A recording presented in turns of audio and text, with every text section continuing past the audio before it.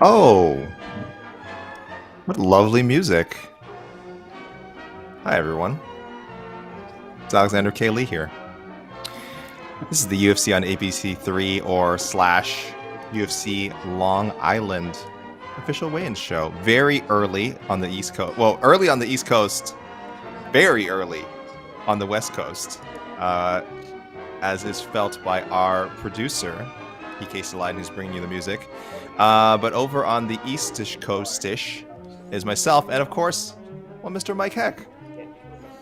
Good morning, everybody. This is not early at all. I've been up for hours. Let's go. There's a little special early taste of a heck of a morning for you, and we will have a heck of a morning at 10:15 today. 10:15. We'll push it back. Okay. See how these weigh-ins go, and Yes. We'll go right after that to react to it all.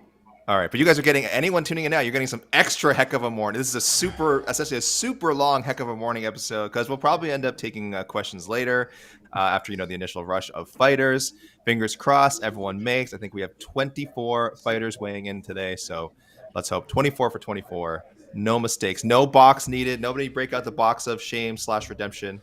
Let's have ourselves a fine weigh-in show. It looks like we're starting shortly. We have Eric Jackman and Alex Ulreich on site, guys, providing you the video for today. So everyone give a big shout out. Another Alex. It was very confusing for me. Casey, the screenshot says, I don't know what I think. Wait. What? The weigh-in? I don't know. Our editor is saying the weigh-in say Las Vegas somewhere. Okay, well.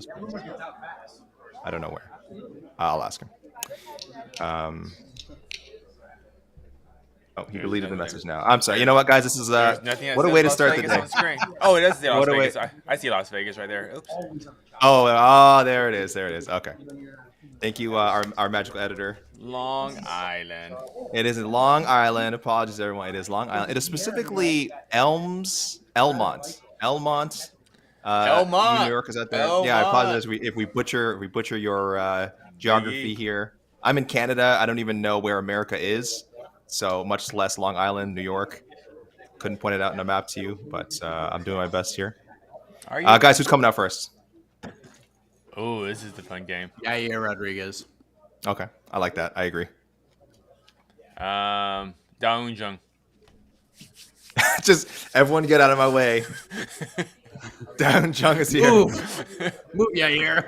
Get out of my way, Brian This Ortega. card was built around Daun Jung. Daun Jung. A fine fighter. I think a very tough test. Yeah, it's awesome. A fine light heavyweight.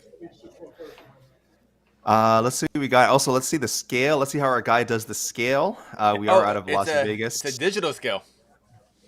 Oh no. Uh-oh. Wow. Oh no. I love it. You got This is not good. weight today. This is New not York. good. No title fights, though, so this is good. Yeah. This is true, but still. All right, thank you all for being here for the official weigh-in for UFC Fight Night Ortega versus Rodriguez live Saturday on ABC, and we will begin with one of the athletes around whom this fight card was built, the number 3 ranked featherweight contender, Yair El Pantera Rodriguez. Oh, Mike Heck, what a call! What a call! Wait, that's Daun Jung's music. Oh no, steel chair. Comes in like the Ultimate Warrior. Oh man. That was a good chuckle this early in the morning. That was good. Oh, it's good to laugh. It's good to laugh.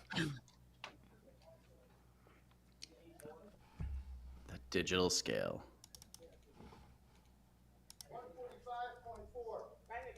145.4, the official weight for Yair Rodriguez. 145.4. 1/2 official right now for the main event. Shredded, Yair. Shredded, incredible shape, and we are getting 0.4s, 0.2s. We got the digital scale. None of the 0.50. No, my sliding the scale back as soon as. No, it's kind of not shaking anymore. It's kind of not shaking. Yeah. No. Our next fighter to the scale, competing in a prelim live on ESPN in the strawweight division as she makes her UFC debut, Emily Ducote. Emily Ducote, former Invicta champion, making her UFC debut. She was a flyweight in Bellator, correct? Yes, she was. Yeah, Like, I think she competed. She flyweight. competed for that title. I think. Yeah. Yeah, I think she lost to Lima McFarlane. Yes. 115.6, the official weight for Emily Ducote. 115.6. Ready for her UFC debut. This is The a last few. nice. This is a the last, very good curtain jerker. I like this fight. Yeah, it's really good.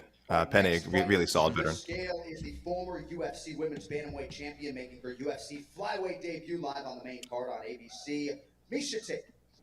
Here comes Misha Tate. First time, 125. Good sign. That's a very good sign. People saying this is a title shot for her with a victory. 125.8, the official weight for Misha Tate. 125.8. Misha Tate. Jump some bars here. Yeah, that was good. That was great. That was great. Thanks, guy. I don't even. It just goes off the dome sometimes. All right, next athlete to weigh in this morning, the 14th ranked UFC bantamweight contender, Jack Tank Shore. Oh, this is a great fight. Stand Jack up, Shore, GC. Ricky Simone. What a fight. This will be the not the featured prelim, but what a fight. This is a great fight. Somewhere Connor Burks is so excited right now. Big Jack Shore fan. Aren't we all? 136, the official weight for Jack Shore. 136 for Jack Shore. The last few events, because the pay-per-view was in Las Vegas too, right? So the last few events we've seen were in Vegas. Am I crazy? Last like 3 weeks, 4 weeks, 3 events, 4 events. All right, next 3 in a row. 3 in a row. UFC strawweight contender, one half of the co-main event, Michelle Waterson Gomez. Here comes Michelle Waterson with the Gomez now. So Shout out to Joshua. Is that a thing now? Joshua. Is that a thing now? I'm is she gonna- Waterson Gomez? I guess so. I'm gonna keep it Waterson for now for tweeting purposes, but definitely she's rocking the Gomez now. All right. 115, the official weight for the karate hottie, Michelle Waterson Gomez. 115 championship weight on the dot. We have a topic Michelle for the editorial Waterson meeting on Gomez. Tuesday. Oh God! First thing I'm gonna bring up. All right, next fighter to the scale, competing in the UFC's middleweight division, live on ESPN, the body snatcher, Dwight Grant. Dwight Grant on the prelims.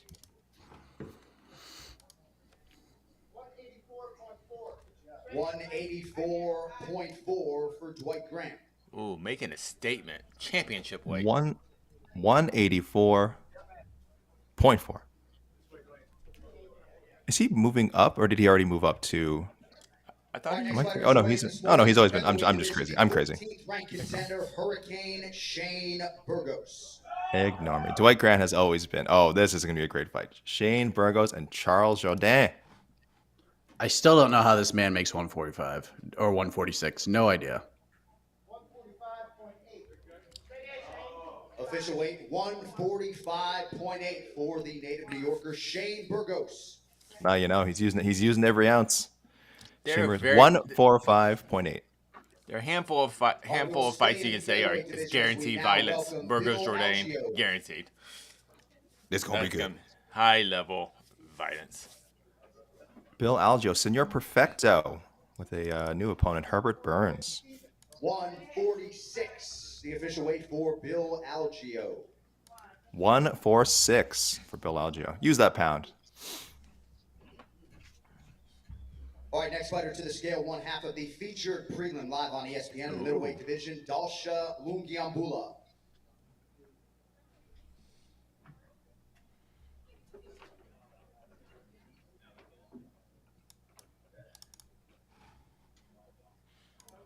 It's a big man. 185.6, the official weight for Dalsha champion Lungiambula. 185.6. I think it's 185.6 for Dalsha Lungiambula. Unless I heard wrong. Let me double check. Double check when that one comes up. Yeah, that's right.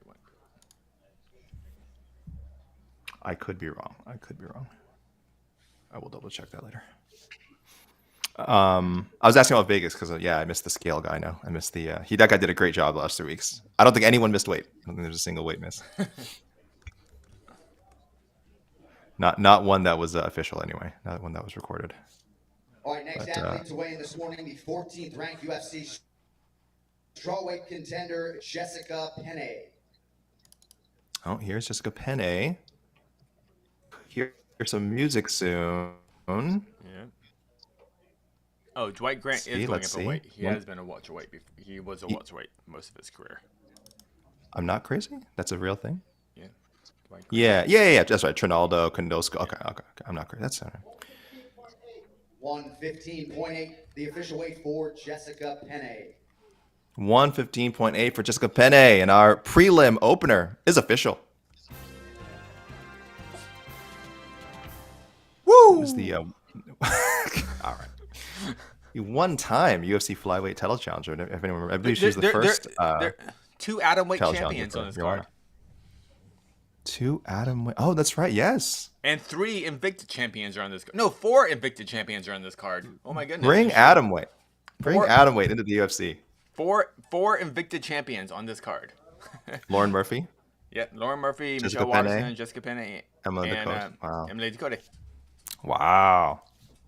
Shannon Knapp, if you're out there, you're a real one. You know this is you laid the groundwork for this. Come on now. Give it up for Shannon Knapp. Okay, we're cruising along here. Our main and co-main still waiting for the other half. Still waiting for Brian Ortega. Still waiting for Amanda Limoges. But everything good so far. Big chunk of the main card still to come. But one of the biggest ones, one of the biggest question marks, Miesha Tate, 125.8. Not championship weight, but she didn't have to make championship weight. So why should she drain whatever she had to do to get that as extra 8-ounce stuff? She looked great on the scale. She looked very happy. And Mike, I think you agree that the UFC really wants Miesha Tate to win. Do you think that she needs to have like a dominant performance? Do you think she can eke out a decision? Do you think any Miesha Tate win gets her that title shot? Yeah. Yes, I think any Miesha Tate win gets her a title shot. And I actually think the UFC is in a pretty good spot right now because if Tate wins, then we can keep Valentina at 125. We can build a big fight. This could headline an event because Miesha is such a star and she crosses over in multiple ways. And if Lauren Murphy wins, which I'm actually picking her to win, then we can bump her up. We can go for that second belt. So either way, I think there's a big fight coming for Valentina. It's either going to be in her own division or she's going to go up and try to win that second title maybe by the end of the year, AK. Maybe by the end of the year. My prediction will ring true from earlier in the year that Valentina will end the year with both belts. But we'll see what happens.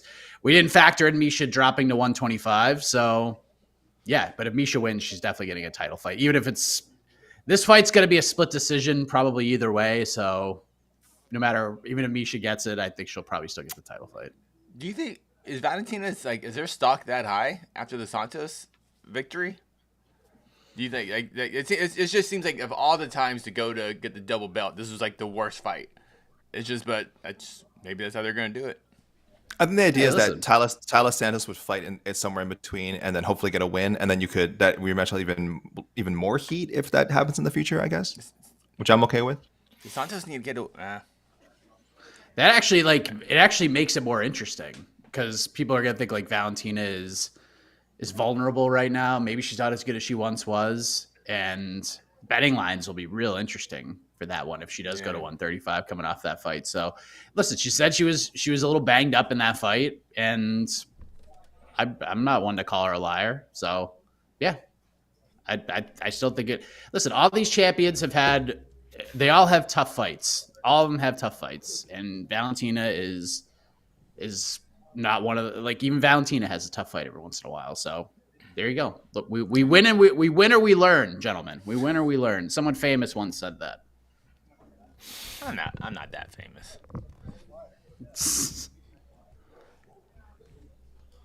Sorry, just reading our editorial. So I don't need to be in there anymore. Just reading some editorial news that popped up. Nothing breaking. We will let you guys know, of course, if there's any breaking news. Again, fingers crossed. Nothing happens to this card. We had a couple of changes on this card, right? Who was Bill Algeo originally supposed to fight? It was originally Bill Algeo. Billy Q. Another Bill. Billy Q. Oh, right. And Herbert Burns was supposed to fight Hussein Ashkabab, excuse me.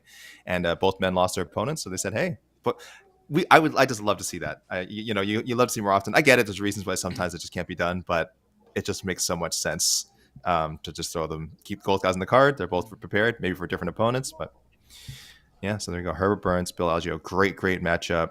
Brianna Fortino was supposed to be on this card apparently, fighting Jessica Penne. Okay. Yep. So that did not happen. Alex Perez was supposed to fight Askar Askarov at one point, but Alex Perez is now fighting Pantoja, right? At the end of the month, I think, right? Yes.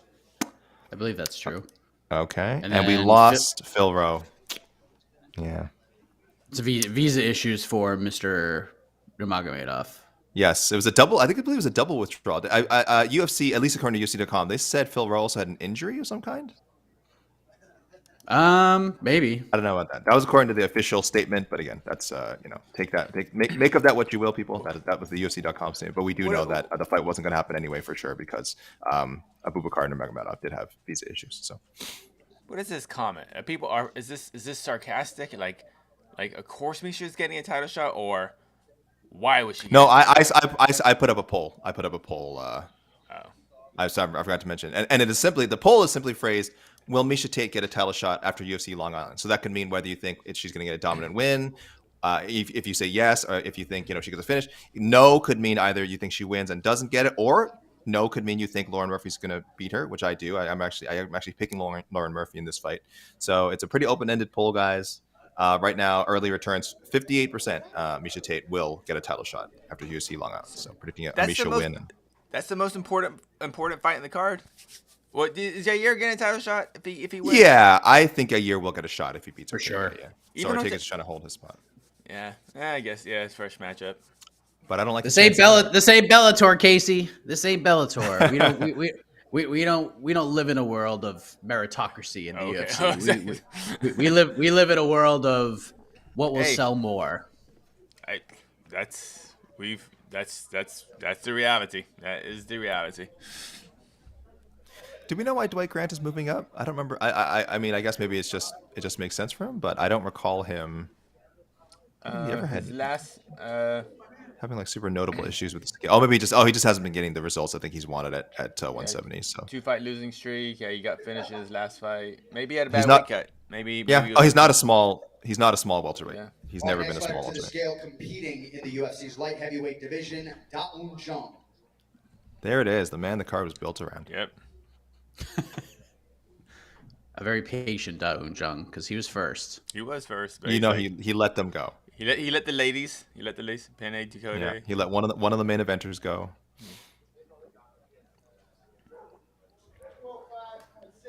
.205.6 the official weight for Da-Un Jung. He's looking nice and toned, lean. 205. He's 205, man.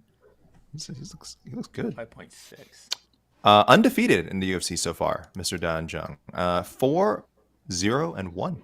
Coming off a big knockout of Kennedy Nzechukwu. So definitely got to look out for it. He should be on main cards sooner rather than later. And very tough matchup though with Dustin Jacoby, but certainly a winnable fight. Could be a fight of the night candidate. Da-Un Jung is I don't know if he's going to stand and bang with Dustin Jacoby, but he might not have a choice. So we'll see how that goes. Dude, he can crack too. So he can. Yep, he can. But I don't know if anyone wants to stand with. I mean, Dustin Jacoby again, obviously a very, very high level kickboxer. All right. Let me take a look at this poll here, and we'll just start asking some questions, guys. So 56% still. Oh, so it's going down now. Miesha Tate 56%. Let's talk about the main event. We said, will Yair get a title shot? I think so. How do we like his chances against Brian Ortega is a whole other question. Brian Ortega, of course, has had 2 title shots. Yair has kind of just been in that cusp. You wonder if he had this Zabit fight, would it have happened for him? So, Casey, I'll ask you first. How are you liking Yair's chances here? Oh, I mean, it's. I think your brain logic kind of goes Ortega should probably, I don't want to say grind out decision because that's not what Ortega does, but you think Ortega has more ways to win, and usually I go with the guy that has more ways to win. But Yair has just always been that fighter. It just seems like he's just that one missing ingredient. Like it's there, it just doesn't show up on fight night. He's just so close. Like even with the Holloway fight, even though he lost that fight, it was just God. There's so much talent and excitement watching Yair. So you just we don't know honestly if Yair is like the potential is there. Like the best Yair shows up, you can see him beating anyone. But I feel like we rarely see the best Yair for a full fight. But maybe tomorrow night's the night, But he has a very good chance. This is an awesome main event, just a super awesome main event. Yeah. Yeah. Yair is such a funny guy, amazingly talented. I mean, just a blue chipper coming out of the Ultimate Fighter. Everyone said this guy's gonna be a future champion or at least world title contender, and it hasn't happened yet. His He's right best there. win, his best win is probably Zombie. But I mean, what a weird fight that was, where he was literally 1 second away from losing a decision. A close decision. It wasn't like Outside of that, he's no, it wasn't. It was. Yeah. I mean, it was an amazing Yeah, it was an amazing fight up to that point. I do think Zombie would have won the decision, but yeah, I mean, it doesn't matter because guess Yeah, it what? doesn't matter. Fights are 25 minutes long, and at 24:59, he knocked him out. So, we'll never have to wonder about that. But that's his biggest win. He Other doesn't fight time, that his often. last, He just doesn't fight that much. That's the thing. it's true, but also against big name opponents, Frankie Edgar and Max Holloway. Max Holloway was also a really good fight, but pretty clear losses to Edgar and Holloway. That's 5 years ago, Frankie Edgar. I mean, it was different guy. But I figure at that point you're not like. At what point do we stop counting the previous losses? Well, now Zombie's almost 4 years ago. Exactly. So his biggest, yeah. That's why Yair is like I just don't know. Like we can analyze this, but we don't see that much of Yair in the cage. We see him against Max Holloway, but it's hard to judge a fight like against Max Holloway and can kind of compare it to Brian Ortega's because just two completely different styles. So. Yeah, you can play the MMA math game, but that doesn't. I mean, Ortega never fought Holloway, so. Yeah. Well, Ortega currently a -170 favorite on DraftKings. Don't bet on MMA, people, but if you must bet, please use our affiliate DraftKings. Or use our pal DraftKings. Promo code MMA Hour. Yeah. Promo code MMA Hour. And Yair Rodriguez +145. So a little minor underdog, not a big underdog, but Ortega, almost, I guess creeping closer to 2-1. I don't think it's going to get there. I do think this is a pretty fair matchup. Mike, did you see enough in the Max Holloway fight? It was a loss, of course, but it was a really good fight. Did you see enough in that fight to say the next guy he fights, like he's gonna make that jump finally? I think this is the perfect matchup because Yair thrives on chaos and he brings the chaos and he does like a lot of really interesting things in the feet. But for him to win this fight, all of those things that are so interesting and that we love about watching Yair Rodriguez in the stand-up game, he can't do in this fight. Like if he does all that spin, if he does a bunch of spinning stuff and takes like an incredible amount of risk and chances on the feet, which he's so good at, Ortega's just going to tackle him to the ground and he could be in real trouble. So can we have a more patient Yair Rodriguez where he just focuses on technique, is a really technical striker, and does things sort of by the book? And if he can keep that chaos on a leash, I think he has a real good chance of winning this fight. I think if he could just keep it on the feed and just use range and keep Ortega away from him, he's got a chance to win. But if he fights the Yair style the Yair that fought against Max Holloway, if you get that same style, sure, maybe he can catch Brian and do something crazy, but that's probably not the game plan he wants against an opportunistic guy like Brian Ortega. So competing in a prelim live on ESPN in the UFC's middleweight division, Dustin Stoltzfus.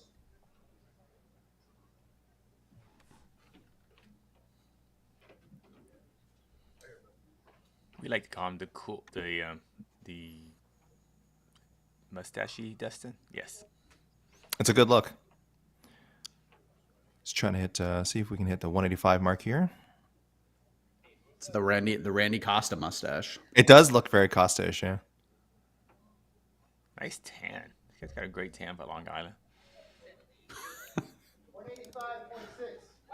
185.6, the official weight for Dustin Stoltzfus. 185.6, and that means his middleweight bout with Dwight Grant is official.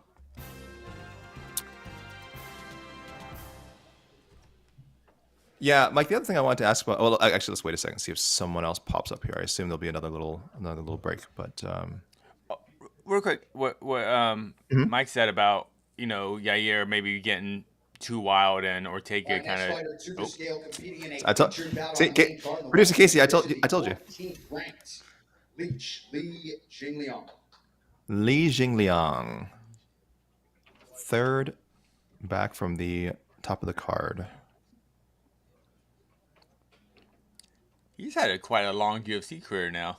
Yeah, like, long and pretty eventful too. I mean, if you look at like his list of opponents, still like pretty eventful career.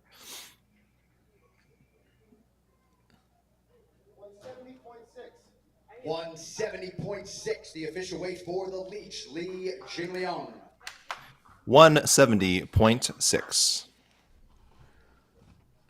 I have become such a fan of this guy over the last several months because you would never know by looking at this man or being around this man that he got run over by a truck in his last fight against Khamzat Chimaev. Like no one, like you would never know it. Guy shows up to Jacksonville to the press conference to ask Chimaev questions and like put him over while asking questions. Still has a smile on his face. He's handled the loss so well. Like a lot of guys don't come back from loss because it's so mentally draining. And Li Jingliang has handled it about as well as anybody could.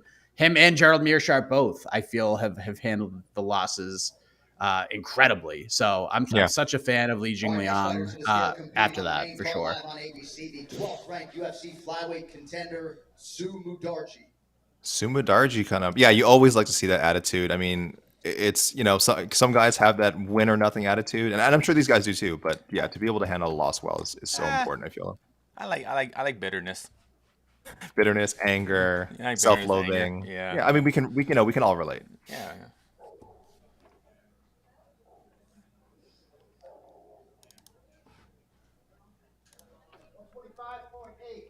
125.8, the official weight for Sumudarji. 125.8 for Sumudarji. They're facing the veteran Matt Schnell. He's a very tall flyweight, very tall, lanky. Yeah, definitely one of his strengths. You don't always see long, lanky guys like that at flyweight, but Sumudarji is certainly one of them. People in the comments seem to be happy about the digital scale. I guess they like the truth. They don't like the chicanery that kind of goes on sometimes with the beam scale. Some of the open interpretation. Let's call it what it is sometimes. I don't mind it, again, because weigh-ins are a bit silly, if we're being honest, or extreme weight cutting is anyway. So if people can get within 2 or 3 ounces of one another, I'm kind of happy. But hey, you know what? I'm not a fighter. I'm not the one that has to deal with my opponent possibly skirting the rules. So it's easy for me to say, sitting my butt over here up in Canada. So I get why people want it to be exact. It's fine. Nothing wrong with the digital scale. Mike, yeah, I wanted to ask about Yair. You didn't put it this way, but I'm rephrasing it. Does Yair need to make this fight boring? Does he need to fight in a boring? Do we need to see a steady diet of jabs? Keep those hips back. How are jabs the boring? body. Jabs are so exciting. Go watch GSP Koscheck again, Casey. If you're such a fan of jabs, it was the greatest fight ever. That was Koscheck's wrong. You got to get around that jab, man. That is on you. That was on you, Josh. That was the most why are we throwing bombs at Josh Koscheck, right? That was one of GSP's most one-sided actual beatings. Like he messed him up with that jab. But Mike, does he need to keep it boring? Keep the hips back, kick the body, kick the legs. Just, work that jab, circle. What do you think to actually get the win here? I don't think it's possible for Yair to be boring, but it will be less thrilling. But it's still going to be exciting. Like Yair, even a technical Yair will be fun to watch, but we just don't get sort of the craziness that we've come to expect from a guy like Yair. So I think that's his best path to victory. And who knows? Yair might just be like, I ain't afraid of this guy's ground game. He's going to jump out and do a 450 splash off the top of the cage the first 10 seconds of the fight. Like, it wouldn't shock me either way, but I feel like the path of least resistance would be Yair just leg kicks, keep it standing. Don't take any crazy chances, and he's got a chance to win this fight. But Ortega's just very opportunistic. Ask Volkanovski. There's a chance, like any mistake, he could capitalize on. You have to be almost perfect against Ortega. UFC Yeah, definitely. flyweight contender Matt Danger Schnell. Oh, we just saw Sumidarji. Now here's his opponent, Matt Schnell. Fun fact: both these guys are the same height. True What? story. Yeah, they're both Beanpole 5'8". flyweights. 5'8" flyweights. It's pretty tall. 126, the official weight for Matt Schnell. 126 for Matt Schnell, using all that extra pound, and his fight with the equally tall Sumidarji is now official. Equally Okay. tall. Equally tall. How did they not sell this matchup? 2 flyweights, equally tall. If you don't like One's that, you got don't a like 2-inch reach advantage. It's got 2 inches of pure. That was. You know what? I'm gonna stop there. That was. Gonna go. Yeah, no, it's too early for that. Too early. Don't worry about it. It's too early. Yeah, this Stop. is not after dark. This is not after dark. This is before. This is almost before sunlight, depending where you are. Save for the post show. This is almost before sunlight. Okay. My question for the main event, it's the same Okay. question I had last week with RDA and Fazeev. We basically said RDA can't win that fight unless at some point he has to win it on the ground. He has to take Fazeev down. Can Ortega win this fight if it's only standing for the 25 minutes? No. That's it. All right. We'll see you later, folks. That's my analysis of. Goodbye. I probably. Because I mean, Ortega's I would not say, a takedown guy. He's an opportunistic guy. Like Yair will throw a spinny, and then the arms get caught up. He'll get an arm triangle, use that for a trip, and get a takedown, something like that. That's how Something out of the clinch, maybe. Yeah, I don't recall Ortega's was like, hey, I'm just gonna duck under your shot and shoot him for a double leg. I just don't have it. Blast double. Yeah, good one. No. Yeah. Yeah, I mean, listen, Ortega's striking has gotten a hell of a lot better. We had these same questions before he fought Korean Zombie, right? Defensively, Same exact questions. Yeah. Completely He schooled looked great. zombie on the feet. Completely schooled zombie Yeah. on the feet. Yeah. Yeah. Which I think is why we were a little high on Ortega going into the Holloway fight, though. Is that right? Is that the order? It was the Ortega. No, that was Volkanovski. no. Oh, It was. Yeah. Oh, sorry, you Volkanovski. went to the Volkanovski fight. Sorry. That's what I meant. Sorry. So maybe we overvalued his striking in that fight. Maybe. Yeah, Ortega can crack too. Ortega's got power. Yeah. He Oh, can definitely absolutely. crack. So, I wouldn't say he has like no chance of winning the fight, but I'm sure that's him. I'm sure him planning. I don't think he's planning on standing with Yair for 25 minutes, but I think he's expecting Yair to make a mistake and be chaotic and be able to pound. So, Middleweight division, Punahele Soriano. Puna Soriano. Punahele. Puna. Talented guy. You don't know him well enough to call him Puna. His mother calls him Puna. It's okay. All right, So it means I think I can too. Look how shy he is up there. Actually, no. His mother. 185.6, the official weight for Punahele Bashful. Soriano. Yeah. 185.6 for Puna Soriano. The same weight as his opponent, What? Dalcha Langiambula, and that No fight is now way. official. Same weight. Same weight. UFC, we're just trying to help you market some of these fights. I'm telling you, Matt Schnell, Sumidarji, same height. Puna Soriano, Yeah. Dalcha Langiambula, same weights. This is you print. This is a license to print money. Yeah, this is like those cards, you call your friends and go, hey, there's a card. I mean, there's a fight in the middle of the card, and these guys are the exact same weight. They're like, what? I mean, to the pound? No, to the 10th of a pound. And people they should do a pre-event. They should do a pre-event weigh-ins with see if they still weigh exactly the same. Yeah, and then Then we the have friend, something. Then we're the cooking friend with would be like, gas. the friend would be like, oh, what? They're not the same weight. No way. And then you go like, and then you'd go like, oh, dude, they're using the digital scale. He'd be like, oh my god, okay, I gotta go. Wow, it's definitely the same weight. digital scale. I'm a beam scale man, much like one of whoa. our good compatriots, a man I would consider a mentor, almost a father figure. Mark Ramondi has always taught me to.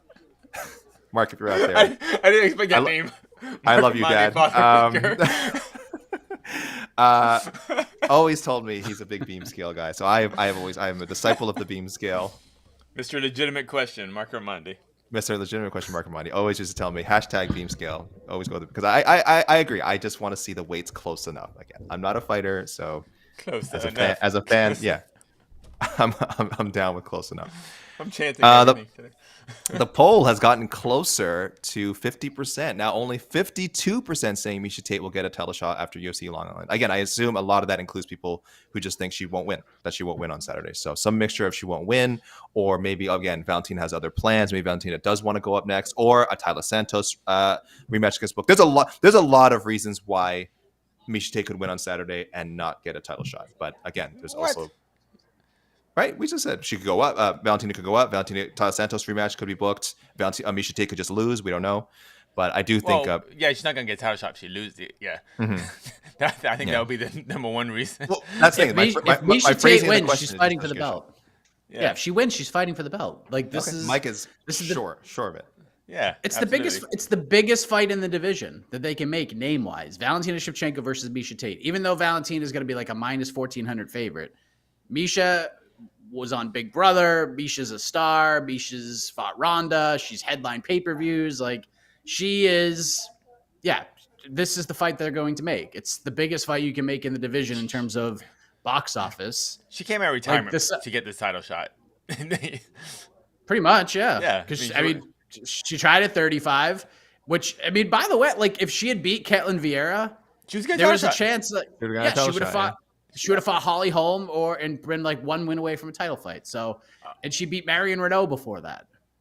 It was Marion Renault's retirement fight. Yeah. That just goes to show you how the UFC views her in terms of being a star and selling buys and selling tickets and things like that. So, listen, maybe she doesn't deserve it with one win in the flyweight division, but There's no again, deserve. Get that if you're out a of here. newer fan, stop with the word deserves, especially when it comes to the UFC, because it doesn't make sense. It doesn't matter. It's what makes the most money, what draws the most eyeballs, what brings more people in. And Miesha Tate would bring more people in All right, next than a fighter to Tyler the scale Santos is the rematch. man around whom this fight card was built, the number 2 ranked featherweight contender and former 2-time world title challenger, T-City, Here's Brian Brian Ortega. And Mike, can I just say, how do you perfectly time your statements every time to like stop when someone's? How do you do that? It's hitting the post, dude. It's all the radio. It's the radio How- expertise. How do you do that? Every time you punctuate your point as soon as someone's coming up.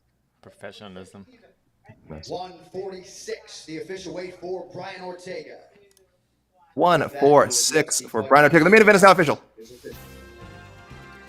You beat him, AK. Take I beat that, him. Anik. I beat him. Take I got that, in there Anik. first. I said it first. I beat Anik for the Who's record. official? You're learning. You're learning. I said it first. I got him, guys. See, like you're learning from the great Mike Heck. I'm learning from Mike. That was I'm also amazing. learning from John Anik. John Anik, one of the best in the business. You know, he makes One of he the makes best. people like me One of the elevate- best.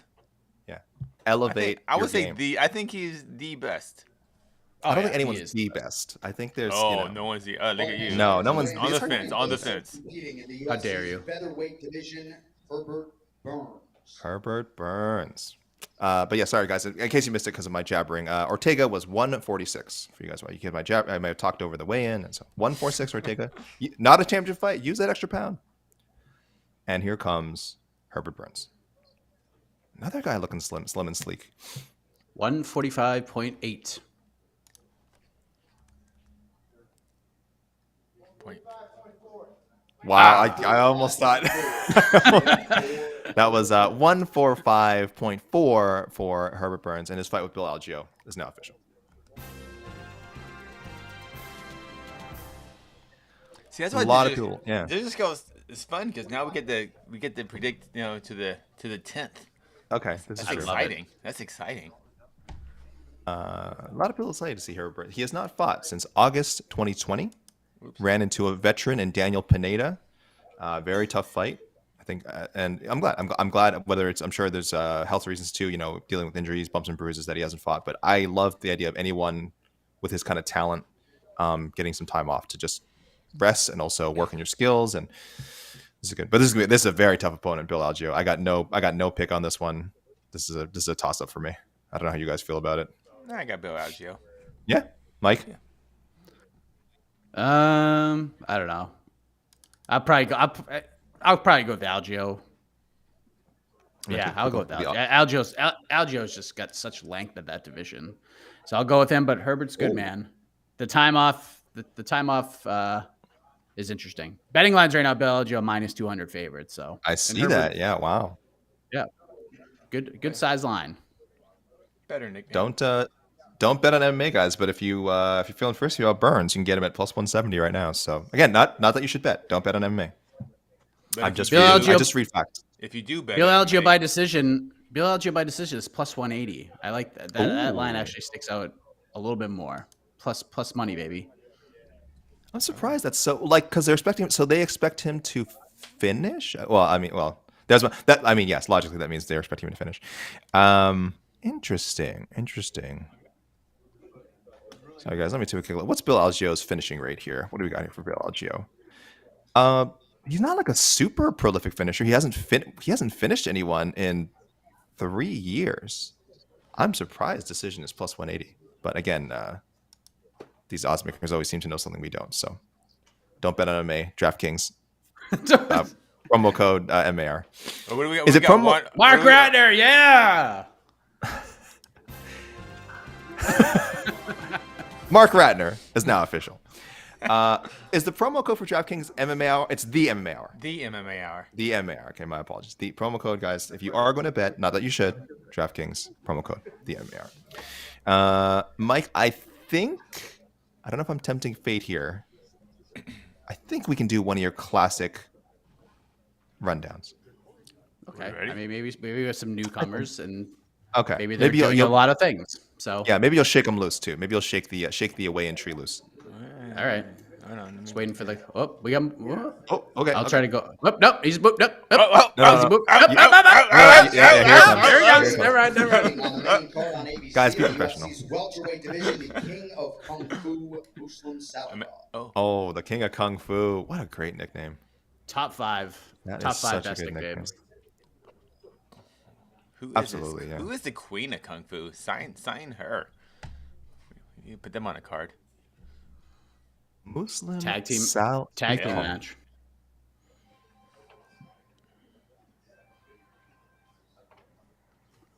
Was he ever booked to fight Pereira? I feel like he was.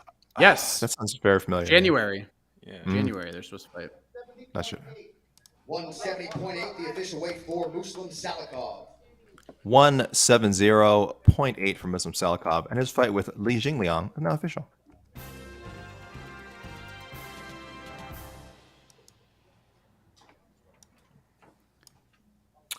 So, We ready, Mr. Heck?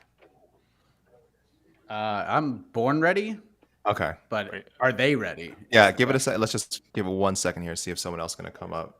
But yeah, that's the huge chunk of the weigh-ins done so far. Again, Mike will give you guys a rundown in a second. Just waiting on a few names, but yeah, some of the big ones showed up. We got our main event. Misha Tate, successful for her. Hey, what are you doing? You're Uh-huh. taking my. I'm not running. I'm just. This is a It vague. sounds This is a like- pre-rundown summary. I'm just mentioning. I'm just doing. I'm not reading down the whole thing. I leave that to the pro. I leave that to Mike. But some people just want to know. I might have to set up a new poll. It is at 50% right now with almost 500 votes. 50% yes, she gets a title shot. 50% no, she doesn't get a title shot. So people are not sure if she's going to win. I think a lot of people are just not sure she's going to get a win. And the poll needs to be if she wins. no, because this includes this includes. So you're asking, does she get a title shot off Yes. a loss too? No, this essentially includes. Do you think she's even going to win? This poll question encompasses not just do you think she'll win and get it, but if you think Lauren Murphy's going to win, then obviously that's a no. Then that's a no. So it's a very broad end. Because I also want to know. I really am curious how people think that. But it's gonna- but I think Misha Tate is getting a title shot, but I think she's also going to lose to Lauren Murphy. So how would I vote? then that's a yes. Then you vote yes. See, I've covered all the bases here, Casey. I've covered all the bases. Then you think yes, right? Yeah. See. Mike Heck could be halfway through his read right now, but And by the way, that's happened before. She lost to Kat Zingano, and then Kat Zingano got injured and could injury. not do the Ultimate Fighter. And then Misha Tate did the Ultimate Fighter with Ronda Rousey. So if she did, let's say some chance she did lose to Lauren Murphy and someone get a title shot, would not be the first time that this has happened for Misha Tate. So just keep that in mind. So your question is not crazy, Casey. you think Imagine a close split decision loss to Lauren Murphy. Lauren Murphy Oh well, and then they wouldn't. Well, then I was gonna say then they wouldn't set up Lauren Murphy Shevchenko again. So I guess it doesn't really work that way. But anyway, you're right. Take it away, Casey and Mike, if you guys want to do the want to run her down. Good job, AK. I almost had something there.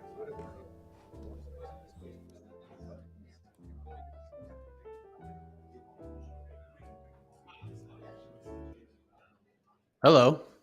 Are you back, Mike? Hello. Yes, I'm Yeah. here. A thunderstorm came through again? No, I don't know what happened. I don't know what happened. It's one of those things. All right. And now, Mr. Mike Heck. Back from a 5-second vacation. Yes, UFC Long Island going down tomorrow morning. Yes, 11 a.m. Eastern, the prelims, 2 p.m. Eastern, the main card. It'll be capped off by a captivating featherweight main event between Brian Ortega, Yair Rodriguez. Both fighters made weight. Ortega 146, Yair Rodriguez first man to the scale, weighing in at 145.4. Michelle Watterson Gomez weighed in at 115. She takes on Amanda Lemos, who is yet to appear on the scale. Li Jingliang 170.6 takes on the King of Kung Fu, Muslim Salikov, weighed in at 170.8. Matt Schnell 126 takes on Suma Derji, weighed in at 125.8. Hurricane Shane Burgos, Big Apple Burgos, weighed in at 145.8. He will take on the Canadian Charles Jourdain, who has yet to head up to the scale. Misha Tate weighted at 125.8 for her flyweight debut. She will take on former title challenger Lauren Murphy, who we are still waiting to see on the scale. Puna Soriano 185.6 taking on Dolce La Gambula, who also weighted at 185.6. Same weight. Jack Shore weighted at 136, takes on Ricky Simone. Haven't seen him yet. Bill Algeo, Senor Perfecto, 146, takes on Herbert Burns, who weighted at 145.4. Da Un Jung weighted at 205.6. We are still awaiting the arrival of Dustin Jacoby.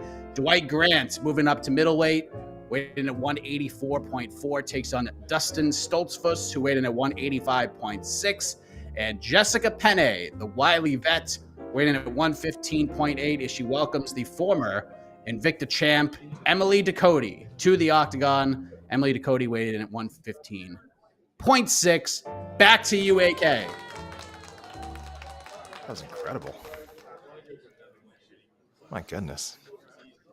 Does a breathtaking read.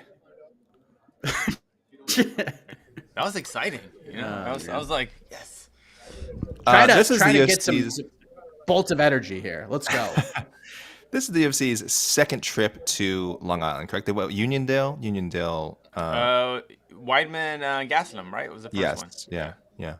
I was there. Oh, you were there. This guy was there.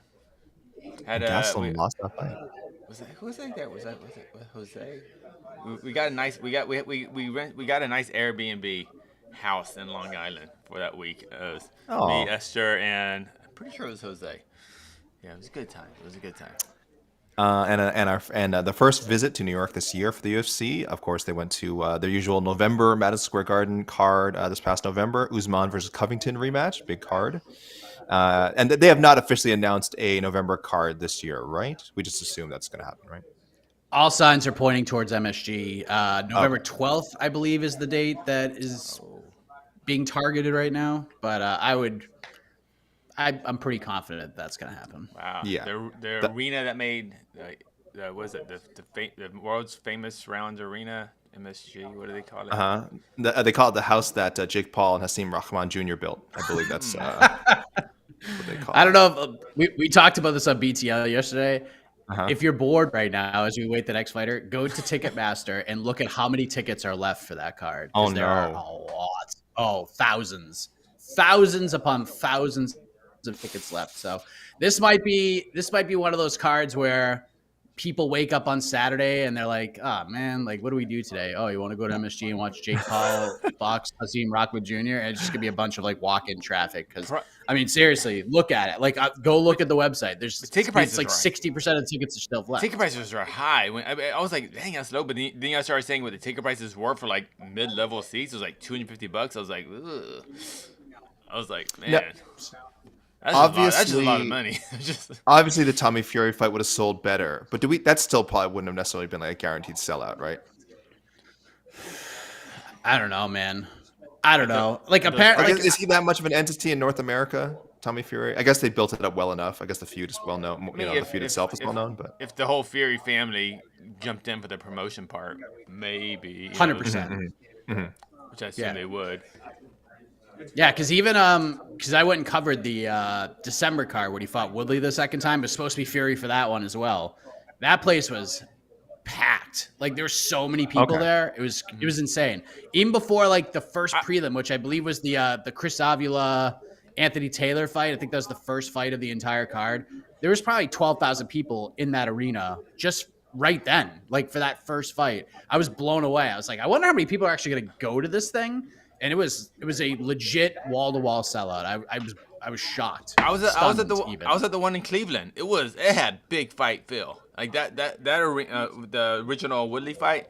Like even the fans came early too. It was wild. Maybe because they just didn't know. Because I think these aren't like normal combat sports fans, so they just think. Well, Jake's from there too, so it was like a hometown fight for him. But he didn't feel that way. It just felt like they were there for Jake. Like he got lots of boos too, but people come, like hate, love or hate, you know.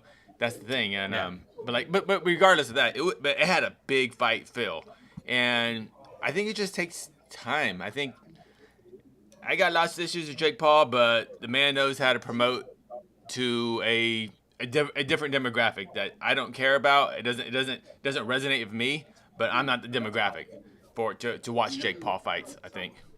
But it works. Oh, but yeah, he did. He's a big part of why the Taylor Serrano fight was as big as it was. Absolutely. Jake did his part big time to make that fight as big as it was. I just don't know how well he can promote this against a guy that not a lot of people know. Like more boxing enthusiasts know his dad, obviously, because he's a former heavyweight champion. But I just don't know if the Fury appeal. I bet there's something there because you bring in Tyson, you bring in the dad, and the press conferences would have been awesome and hilarious and way better than what we saw the other day. Because Hasim Rahman Jr. is not he's not a big talker. He's not going to make bets. He's not going to try to change his Instagram handle if he loses to Jake Paul. He's just like, nah, dude, like, give me my money. I'm going to go punch you in the face and I'm going to go home, win or lose. It's all good. I just don't know what kind of appeal that's going to be to get butts in the seats, like at MSG, at the Mecca. I just don't know. I don't know. I'm real curious to see how this thing sells. And that's like the weird irony because everyone's in agreement. Oh, this is by far his toughest opponent. Sure. By far is his toughest opponent, like by a long shot.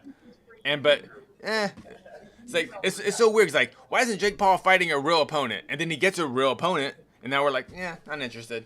It's just a weird dynamic in prize fighting and getting people interested in a fight. No. It proves that people were never really like that. People said that that's what they wanted to see, but that wasn't really what they like. That wasn't really what everyone just said that. Like they just wanted to be like, oh, I'm a smart, esteemed combat sports fan. I want to see Jake Paul fight a real boxer, and then it's like. You're right, and you're saying now you're getting. It's like, nah, who am I kidding? I like seeing him fight UFC guys. Who am I kidding? Yeah. Well, see, now you have like this is a true test of Jake's like selling ability. Yes, because normally he has a B side. Like Ben Askren, like he may not care as much, but he's sharp. He's got one-liners. He knows what to say. He's a good promo cutter. Tyron Woodley, for all his faults on the microphone, he's good. Like he knows how to sell a fight. He knows how to draw interest. And the resume. How to drop a one-liner. And the resume, is there. Hasim Rahman Jr. is not like the B-side type of fighter that Jake Paul needs. Like you could even tell at the press conference, like Jake was trying so hard to like get something out of him, and he just couldn't do it outside of like, nah, man, you haven't fought anybody. I'm an actual real boxer. Like that's what we're getting. We weren't getting much more than that. So I just, again, without that sort of B-side to help sell this thing and create doubt, I don't know, man. I don't know how this is going to do. To the point where like Jake... 1,400 people there. No, I get... but they'll still get 10K in there, but they'll have to they'll fill it.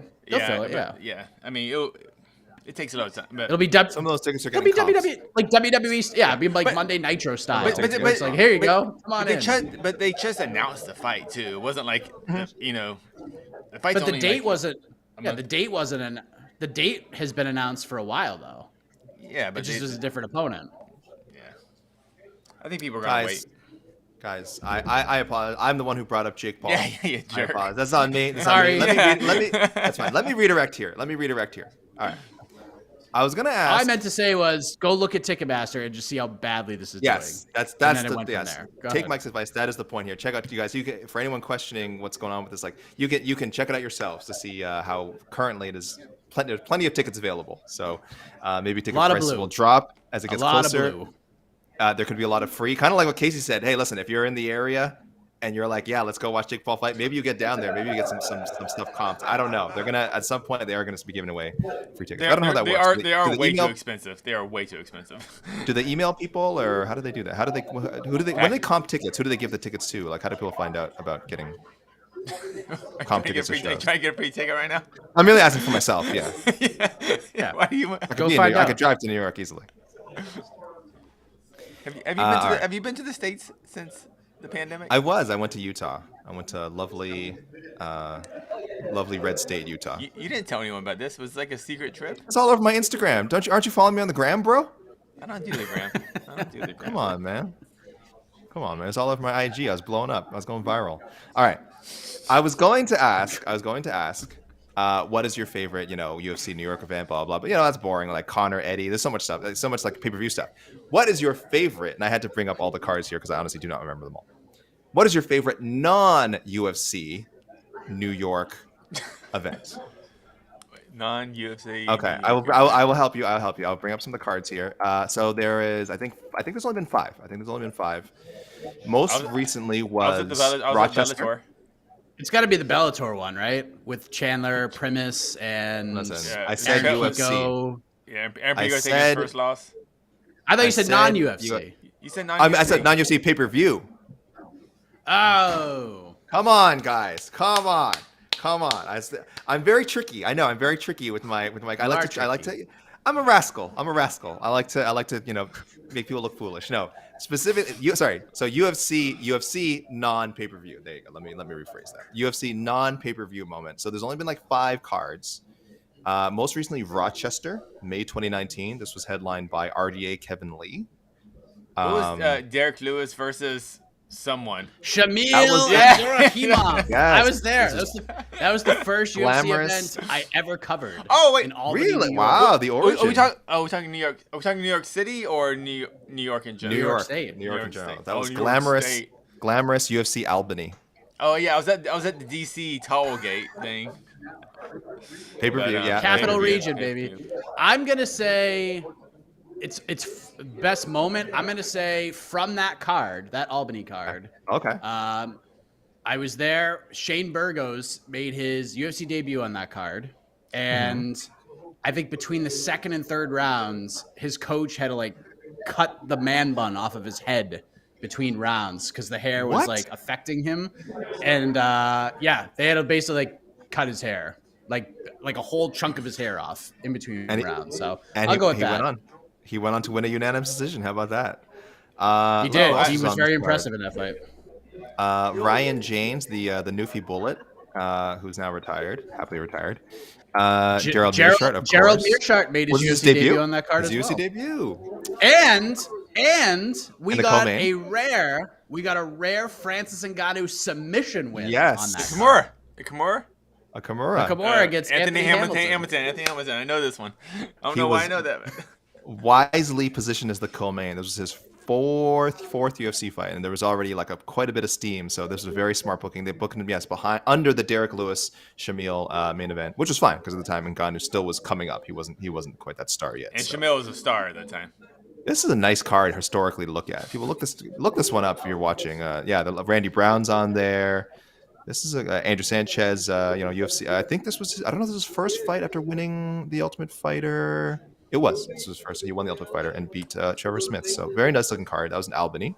So my favorite non-UFC pay-per-view event in New York was the first Long Island card, actually.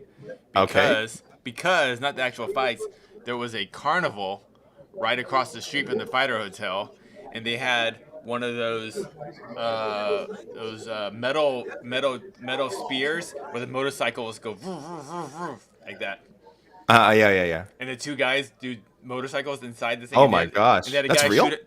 Yeah, I saw it. And they had a guy shoot out of a cannon and trapeze people. And it was awesome. and I rode a Ferris wheel and one of those roller coasters you pay like 6 tickets for, and it lasts like 4 Is there seconds. video of this? Is there video of all this? Yeah, there is. Please tell, as you get a chance, tell Esther to send me this. I want to Yeah, see. I want to see you. It was on my gram. It was on my gram. And Pat Cummins, Patrick Cummins, former UFC fighter, was on the card, and we rode a little roller coaster. Like those are like little spinny things, and it crushes everyone inside. And he had to fight the next day, but he was on the inside, and we kept crushing him because the way the centrifugal force. And he was like, "Oh, my ribs." So I want to see the last time that E.K.C. Leiden was truly happy. So I want to see footage of this. I had a good time. His greatest moments in his life: going to an amusement park or roller coaster park. I guess I would assume getting married to Esther. I hope that's up there somewhere. And then of course winning your amateur, winning your amateur debut. I also rode a roller coaster once too. So it's not.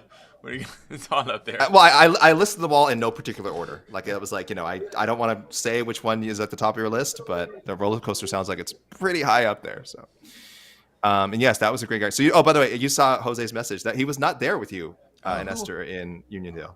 Who was that? Was it Ariel then? Dave Doyle? No. Was it Shaheen? Somebody stayed. Been... Oh, it was Ramondi. It was Ramondi. Ramondi? Oh, it was Ramondi. Second Ramondi mentioned it. It was Ramondi. I tried to take him out. I tried to take him out of my memories. But yeah. It was Ramondi. I got a little Eternal Sunshine of the Spotless Mind with Ramondi. That's why I brought him up earlier, and you were like, "What? Who?" I'm like, "Oh, okay." Oh, Mark Ramondi. Yes, that was headlined by Chris Weidman, Calvin Gastelum, Darren Elkins, Dennis Bermudez in the co-main. As you said, Patrick Cummins overcame the roller coaster related rib injury that you probably helped, cause to beat Jean Vellante. Interesting. I'm just trying to see if there's any other hidden gems on this card. Cheeto Vera was on the Fight Pass prelims. Shane Burgos again. Of course, they were in New York. PFL contender Chris Wade, also a New Yorker, was on the card. And I'm gonna bring up a photo, and this is me and Pat Cummins. Please!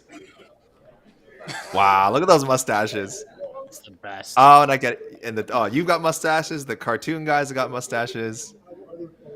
Yeah, that's what we do.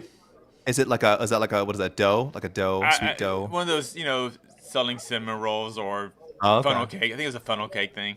They had home bags available though. That's a great photo. You look fantastic.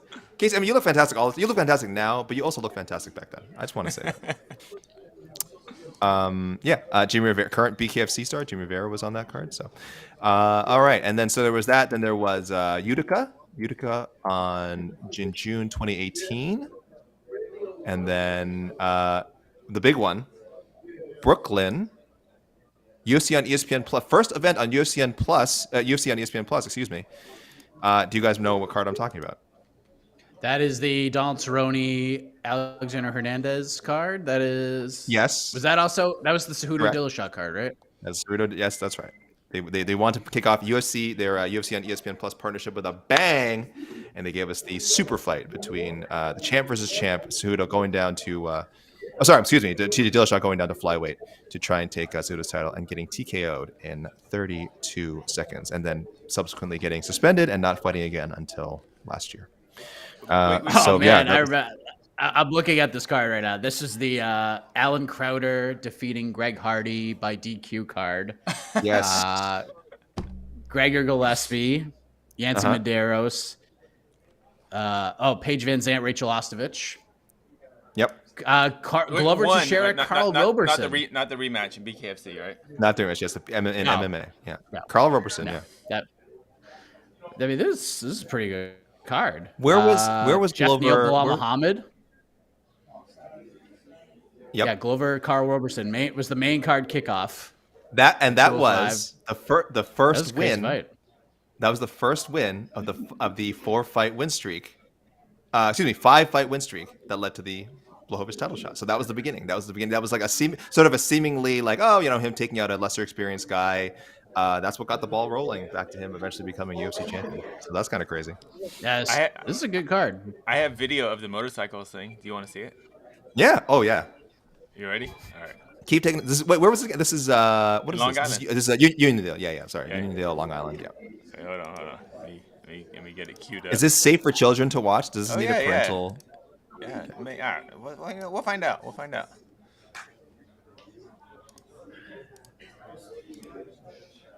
Hold on.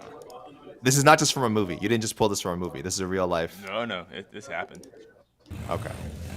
Oh, it's so small. Well, it's dangerous though. Oh, you're right. It doesn't make sense if it's bigger. If it's bigger, like, be like physically impossible. Again, I'm thinking about they've probably done it in movies, and they did kind of probably do big spheres in the movies. Hold on. Okay. Guys, you are getting a free show. Yeah. You guys thought you were just seeing weigh-ins? No. Yeah, I had to pay like $4 to watch this. Hold on. Here we go. Oh, I like that lady. She's getting people warmed up, get ready for the show.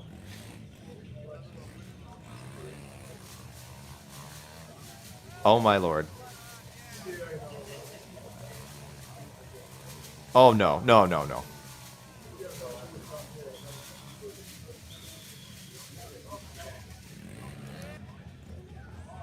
Yeah, there you go. That's the most dangerous thing I've ever seen in my life. And we cover MMA for a living. Yeah. So there's your answer. That was the most exciting non-UFC pay-per-view. Me watching. That was your favorite moment of any UFC non pay-per-view event set in the great state of New York. I thought I was watching Fight Circus for a second. Don't give them any ideas. That's definitely coming next. Trust me. They have that's written down on a napkin somewhere in Thailand. Corey Sandhagen was. I think you mentioned this, Mike. Corey Sandhagen was on that card as well. The UFC. That's the debut. Mario Batista's debut. Was it also? It wasn't Corey's debut, right? Oh, Yeah. Wait a minute. Oh no, this wasn't. Wait, was this? What was the fight? No, I'm sorry, guys. Now I'm going down a Wikipedia hole. I apologize to everyone who is watching this live stream. Oh no, it was the fight with John Lineker. Remember, it was like originally supposed to be like Dominic Cruz versus something. Anyway, okay, that's a whole other story. But yeah, headlined by Cejudo, defending the flyweight title and beating TJ Dillashaw. So that was a big one. And then again, the last time, yes, Rochester, May 2019. This is the last non-pay-per-view UFC event. Rafael Dos Anjos. Well, now Ralph Dos Anjos. Then Rafael defeating Kevin Lee by arm triangle submission. Remember when Felicia Spencer was also, UFC it would always go to Newark and like to confuse people because you go, oh, it's in New York. They go, nah. Oh, they're in Newark. Newark. They're in Newark. Hey, you know what? It probably worked. So probably Newark, yeah. All right. My first time in Newark was to see Kimbo Slice versus James Thompson. Wow. The first show on network, first MMA event on network TV. I was there. And that's when he blew up James Thompson's ear, right? Yep. Oof. And Gina Carano fought Caitlin Young. Damn. That is history. That is like legitimate history right there. Who else? Yeah. There's also a couple other good. I think. I forgot who else was on that card, but yeah, I was there. Yeah. I was working the event. UFC Rochester. Felicia Spencer submitted Megan Anderson, excuse me. Charles Oliveira, I think he completed the Nick Lentz trilogy. I believe this was the end of the epic Nick Lentz trilogy. Is that the weirdest trilogy, the most unnecessary trilogy ever in the UFC? Nick Lentz and Charles Oliveira, the most unnecessary trilogy. Just in the UFC, yeah, by far. Okay. We knew who the better fighter was. I don't know why it kept getting put together. We had to find out 2 more times. This most importantly, guys, this was the debut. So wait, Casey, were you? None of us were at this one. Which one? Which event? Rochester. Is that a city? I don't know where Rochester is. Okay, Rochester, New York. This was the debut of Michel Pereira, one of the best debuts I've ever seen. This was like his first fight with Danny Roberts, where he did all the Michel Pereira stuff. This is before the kinder, gentler Michel Pereira. He's doing the backflips in the cage. He's doing the Rolling Thunder. He's doing the Superman punch. And like some of the stuff actually hit, and then he finished him with a massive like jumping knee, and then into like a straight right. I thought he lost his debut fight. Was that a second fight? No, that was Tristan Connolly next. And we were at that one. We were at that. Was that you and me that was there? I remember Ariel was it just there. us? Ariel was there, I remember. With ESPN, I think. Where was that? Where was that at? That was in. That was Tampa, Florida. No, I can't. I'm banned from the United States, so I can't. Definitely not. No, it was in Edmonton. Utah. Oh, was it Edmonton? Oh, okay. Yeah. Well, I'm sorry. I shouldn't have said that on air. Sorry. Sorry. I'll tell you. Yeah, the Tristan Connolly fight where he missed weight and then somehow lost to a featherweight. It was just that was a whole thing. But his whole camp wasn't there, so. But yeah, those are non pay-per-view UFC memories in New York, guys. Shout out your favorite comments if you want. Okay, wait. There's a question for you. I saw a comment. I know you're gonna pull it up. Go ahead. Yeah. Oh, okay. From R.S. Lavoot asking on YouTube, is Alex Kaylee a sociopath? I remember him saying he doesn't have any empathy. Well, technically, no. Then I can't be a sociopath. I believe a sociopath has to be unaware. I think that they don't have empathy. Sorry, I'm not a doctor, guys, but I believe I think if I was self-aware, it would not make me a sociopath. So I think I'm just a normal a-hole. Sorry, guys. The Pereira Tristan Connolly fight was Vancouver, by the way. Yes, we were Van City, where it rained nonstop. It rained constantly. Per Jose. Per Jose, yeah. Because Jose was. We were all there. We were. Jose was with us. Remember we shot that beautiful that preview show in that park. No, I think that was Edmonton. Oh, how do you tell this part? How do you tell all these Canadian cities apart? They're all the same. They're all the same. They're all the same. I know. It's unless you live here, they're like that. I believe that beautiful preview show was in Edmonton, if I'm not mistaken. I'll let Jose correct us. I've been to so many Canadian cities. I've been to all the major ones. Yeah, Toronto, Vancouver, Edmonton. Yeah, you've been some good ones. Calgary. Montreal. Yeah. Where were you guys at scenic UFC Moncton? Moncton. Huh? Were you that one? I begged Brian Tucker, dude, get me in the Moncton beat. Get me in the Moncton beat. Just give me money. Well, you missed Michael Johnson fight the GOAT Artem Lobov, so I mean, it was a big loss. Sean Strickland was there at welterweight. Ooh, this comment is very wrong. That was one of the most awesome trilogies. Whoa! Outlaw Hoop saying Sam Stout versus Spencer Fisher was the most unnecessary trilogy in the UFC. No, yeah, completely disagree. That's one of the few trilogies where none of them were title fights either. Yeah, just the fights were so good. They're like, keep going together. Just keep run it back. Let's do it. This is a good fight, right? Actually, that's a question. How many trilogies in the UFC have there been with 0 title fights? Nick Lentz, just in the UFC? Yeah, Nick Lentz, Charles Oliveira is another one. What are some no title fights trilogies? Where's Jose? Yeah. This is a Jose question. Jose, if you're listening, feel free to chime in and help us, and I will credit you on the air. No, I'll just steal it and say I came up for myself. We should talk about this card a little bit. I mean, we could talk. Oh, go ahead, Mike. The answer to the worst trilogy of all time is Tito Ortiz versus Ken Shamrock. Worst? That was a really bad one. That was horrible. That was a terrible one. We still talk about it. It's infamous. Yeah. The first fight. The first fight was. I mean, the first fight was massive at the time, but like we didn't need to. We saw everything we need to know. Oh, didn't need to see it 2 more times. We didn't need to see it 2 more times. That was bad. Well, that was a the bad second trilogy. one was a quote unquote. Especially the third one. The third one we definitely didn't need. Oh yeah, sure it was. But the third, but we certainly didn't need the third one. That was a bad one. I think it was because they were on. I believe the second fight was on Spike, or the third fight was on Spike. I think the third one was on Spike because I think one of them was a pay-per-view, and they were almost like, oh, sorry, that fight ended in a non-satisfactory way. And they're like, here's a freebie. Here's a free. Yeah. It's like it kind of made sense in a weird way, but I get what you're saying from a competitive standpoint.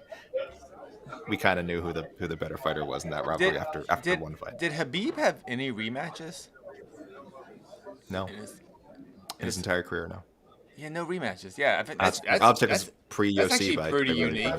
I can't think of any champion that's had no rematches in their entire career. Yeah. I mean, McGregor and him, it is kind of insane that him and McGregor never rematched. I mean, they really should have. Not that I'm saying it would have gone differently, but just for the heat, the money. Hold on, we got trouble coming in. Ranked bantamweight in the world, Ricky Simone. Ricky Simone.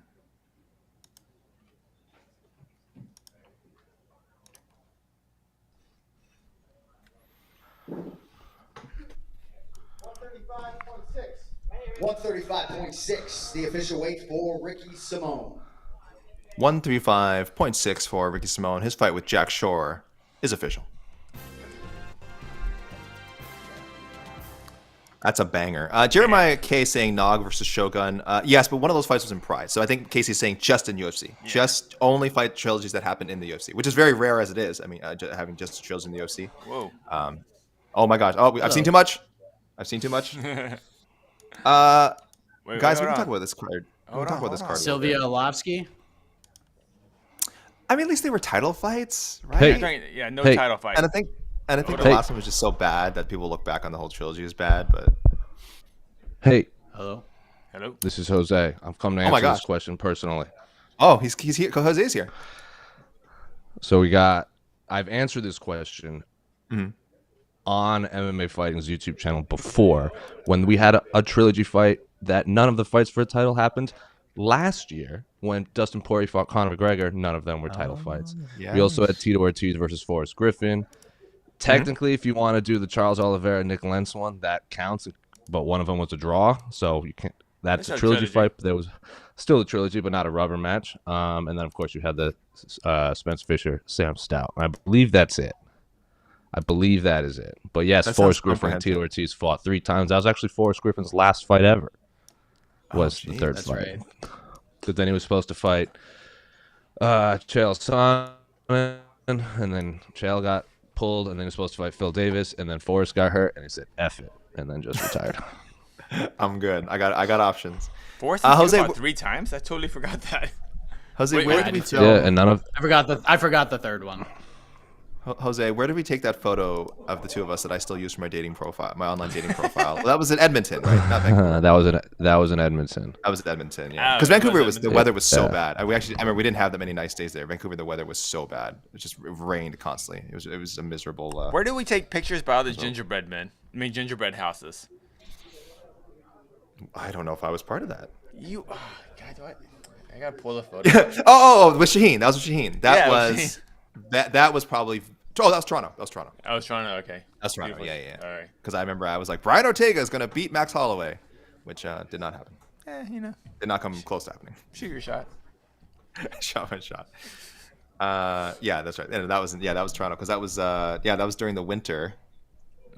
And I remember it was so cold. I think the post-fight press conference was so cold because they had us kind of in a lobby. Didn't I you? think. I remember. Didn't you guys take a bunch of photos with Sarah Kaufman outside when it was freezing? Vancouver, yeah. She I did a think preview so. show with you guys. Yeah. Yeah, I Oh, think that that was- was okay. was that Calgary? Wasn't that the That Calgary? was Calgary. part? That was Calgary because I remember there was a bunch of mosquitoes. That was the Eddie Alvarez Dustin Poirier card, part 2, and Tisha Torres versus Joanna Joanna, was yeah. on that card. That's it. That was Joanna's last non-main event until she fought Whaley, or last non-5-round fight.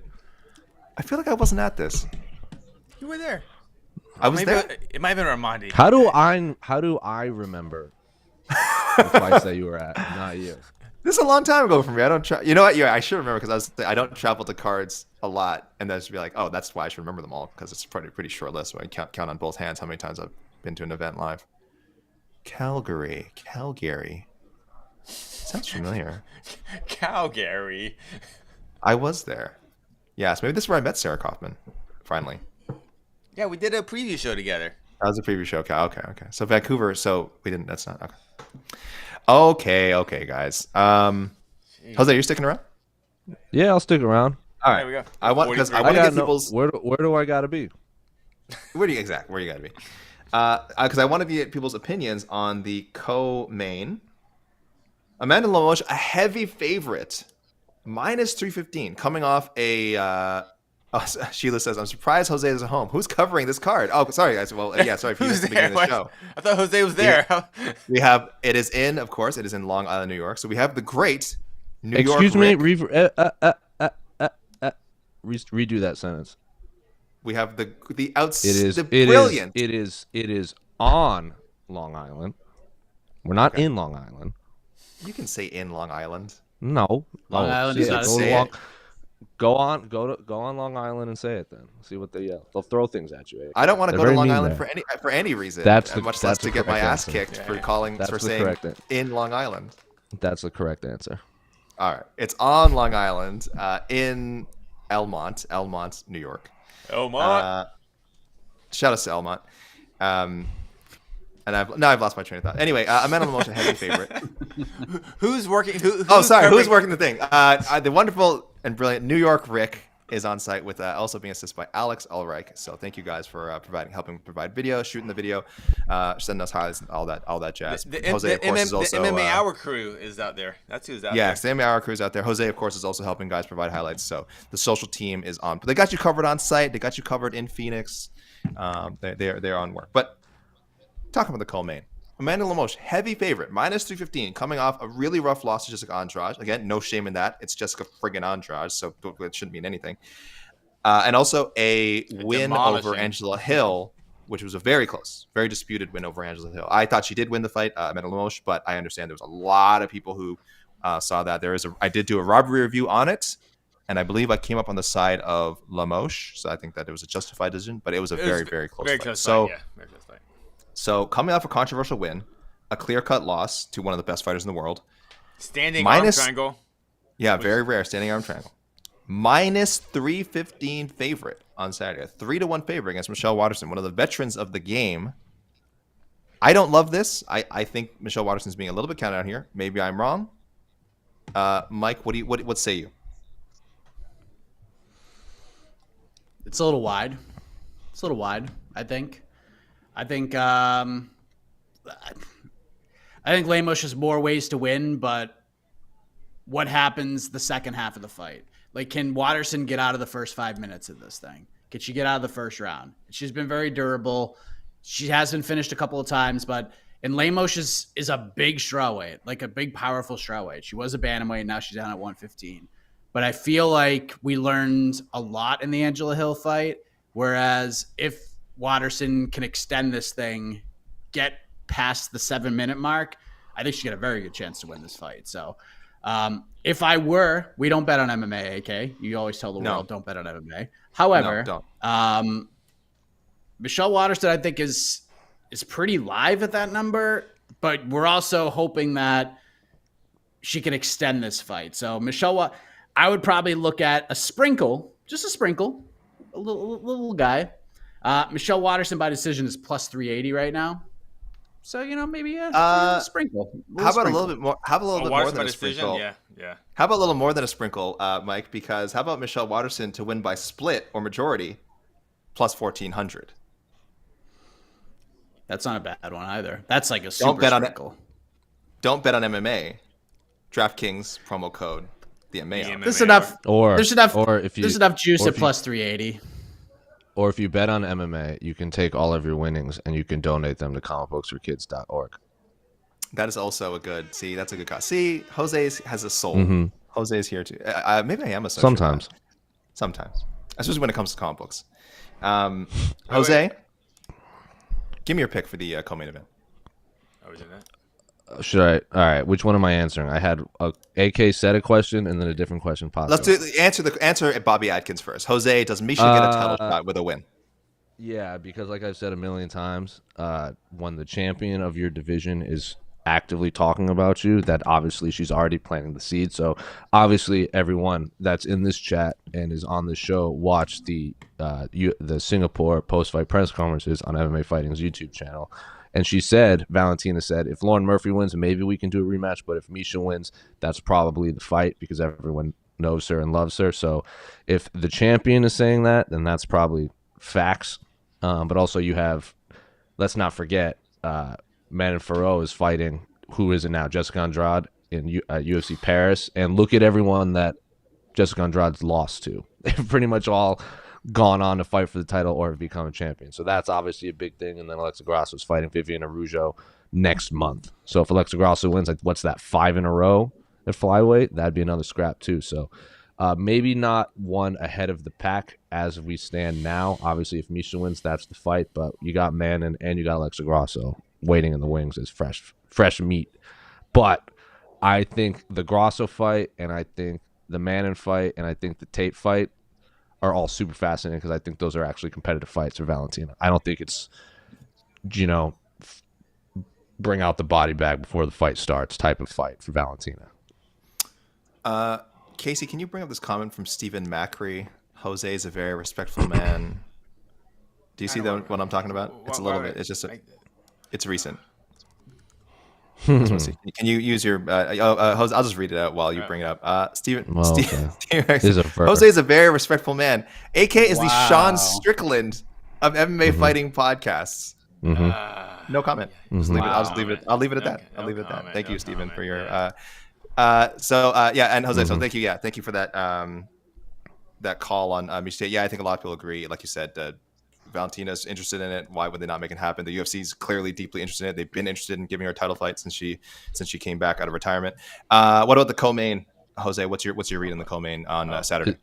Is that the Michelle Watterson fight or Michelle Watterson Gomez Correct. fight? Yeah, Michelle Watterson, Amanda Lemos. Yeah. I mean, I know everyone thinks Angie beat Lemos, correct? That was that weird split decision. Yeah. Yeah, so I guess I know MMA math is silly, but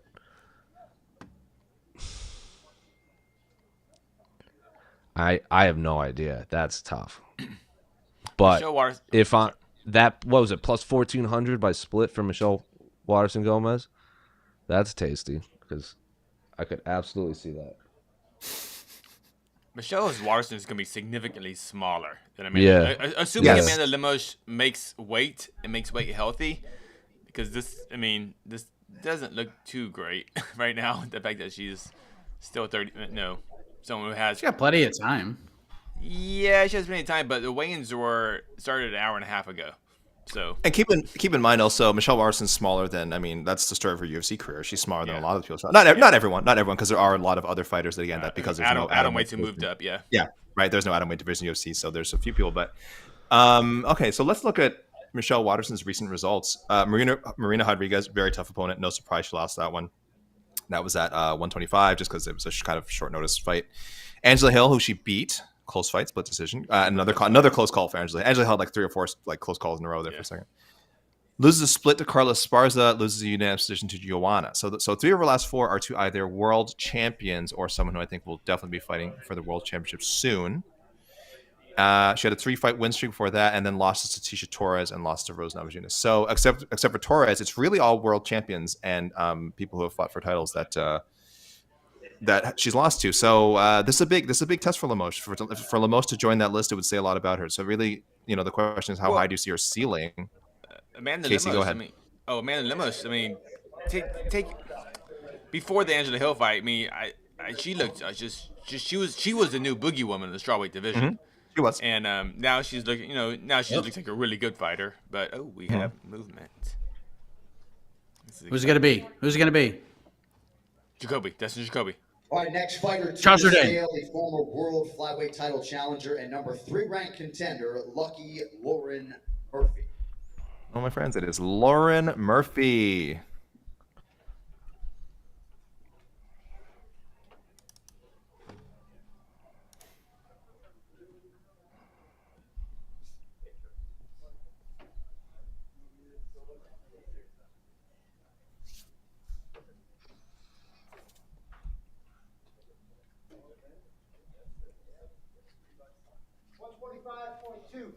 $125.2, the official weight for Lauren Murphy. 125.2 for Lauren Murphy, and her fight with Misha Tate, the main card opener, is now official. Oops. Where's that?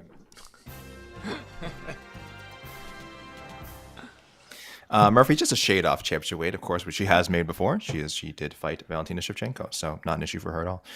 We're still waiting now for co-main eventer Amanda Lemos, another main card fighter, Charles Jourdain, and as Casey was hoping for there, Dustin Jacoby. Live on the main card on ABC in the featherweight division, Charles Jourdain.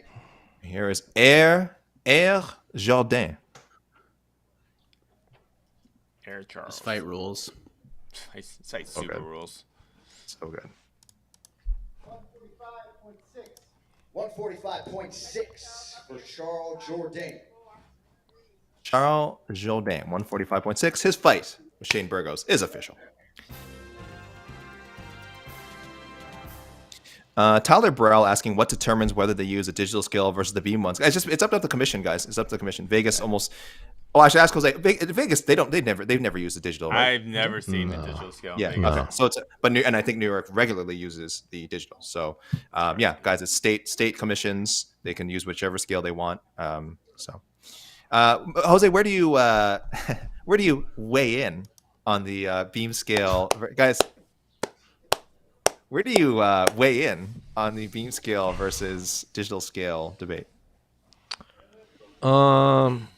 I mean, if it's on point, then the digital scale is obviously going to be more accurate to the decimal. But I fighters and coaches like that I've interacted with over the many years. It's like the digital scale is significantly easier to like mess up, or like mess around with. Like, it can be off. You can have 30 digital scales and you can have 30 different answers. Oh, if that makes sense. Like a beam scale, like what is weighed is what is like that what do you call it? I don't know, like the counterbalance thing. If it's 15, it's 15. Like, you can't argue that. So I think they like the digital scale for accuracy, but it's just it's higher risk of it being off. But if it's on, I'd always prefer the digital scale. I want a giant. I've said for years, I want, when they step on the scale, I want a giant screen behind it that shows the weight. Because they do that in boxing all the time. Yeah. That's normal. They do digital scale, but they also have the little digital readout that only the commission guy sees, but instead it's real big.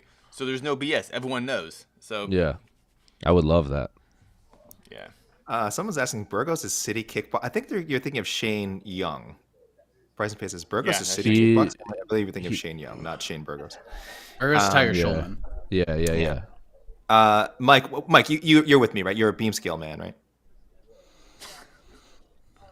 I mean, whatever does the job, you know? The beam scale is fun at like during an Abu Dhabi weigh-in at like 3 a.m. when dude's just slamming that thing home. It's fun to watch, but I mean, to each their own, you know?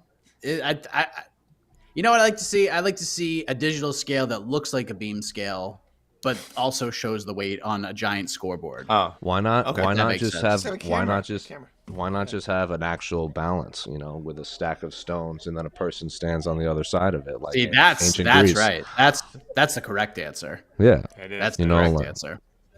Yeah. Actually, they should put both fighters on each one too. Let's just find out how much how much the athletic commission can lift, like deadlift, and then he just goes up and tries to lift up the person. So he goes, he feels 145. I like that idea too. See, look, we're changing weigh-ins. We're changing weigh-ins. And if you guess your weight, you win like a stuffed animal. You know that. Yeah. You get a free frozen yogurt. Like, when you have to guess, when you have to put the frozen yogurt on the scale, and if you guess it right, you get it for free. That's how it works. Turn it into a game show. What's your go-to toppings? It depends on where I'm getting it, but if it's like universal, it's usually crushed Oreos, chocolate and caramel, not hot because I don't like it to melt my frozen yogurt. Fair enough. If I'm in Rhode Island, I get chocolate Jimmies. If I'm not in Rhode Island, it's chocolate sprinkles. And Mike knows what's up. Mike knows what's up. And then usually if there's like some sort of like, sometimes we'll have like just, fun stuff. Like they have like there's one in Rhode Island that, the Oreo O's cereal. They have like that. You can put like Oreo O's cereal on top of your frozen yogurt. So it's a good time. All right. It does sound like a good time. Damn. Jimmy's, baby. Jimmy's. Okay. Damn, that is a good time. God damn. Damn, boy.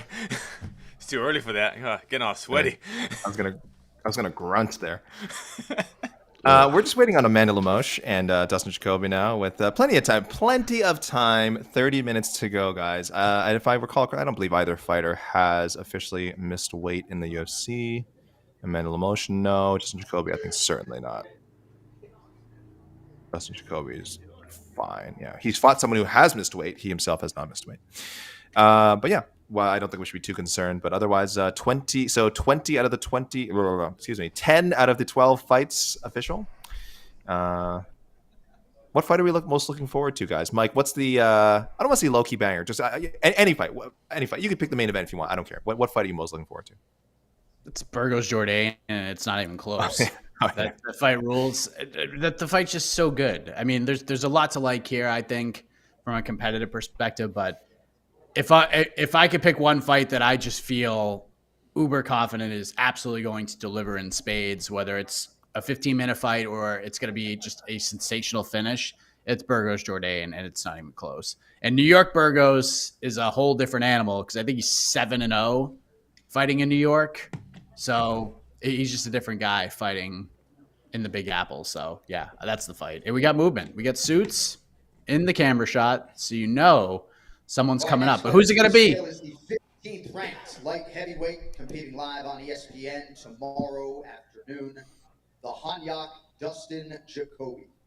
Oh, The I didn't know the Hanyak. I didn't know he was ranked in the UFC. A Hanyak, I believe, is some type of soldier. Case. Oh, okay. Is he ranked in Before the US. real rankings? He is not ranked in the only rankings that matter, the MMA Fighting Global rankings. I don't even think he's a FARV. 205, the official weight for Dustin Jacoby. 205, Dustin Jacoby, championship weight. I'm sorry, and his fight with Dan Jung is now official. Sorry, I was about to say, I was like, we are now only waiting on Amanda Lemos. As you said, Yeah. a pretty healthy sized straw weight, but again, not someone that we've seen, have issues, have significant issues making weight. Was her first fight in the UFC at bantamweight, or is it? Yeah. Was it- I mean, whose fight? Amanda Lemos. Lemos. Oh, I don't know. I know Lauren Murphy's was because I was there. It was. She fought Leslie Smith in Scotland. And then she got a USADA suspension, if I remember correctly, Yes. right? Yep. She did? Yeah. We didn't see her again Like for a 2 while. years, right? Lauren Murphy got a USADA? I didn't. Wow. No, Amanda. No, Amanda Lemos. Oh, Oh, Lemos. Lemos. Oh, Lemos. Sorry. Was that who we were talking about? Yeah. Okay. Yeah. Yeah. I was at Lauren Murphy's UFC debut in scenic Bangor, Maine. Who'd you fight? I believe it was Sarah McMahon, and I believe that was a Like Oh. a lot of people thought she won Yeah. because I think she was Yeah, the I remember. yeah. There were a lot of UFC debuts on that card, if I remember correctly. Casey, what fight are you looking forward to? Well, Burgos Jourdain, just for the pure violence. I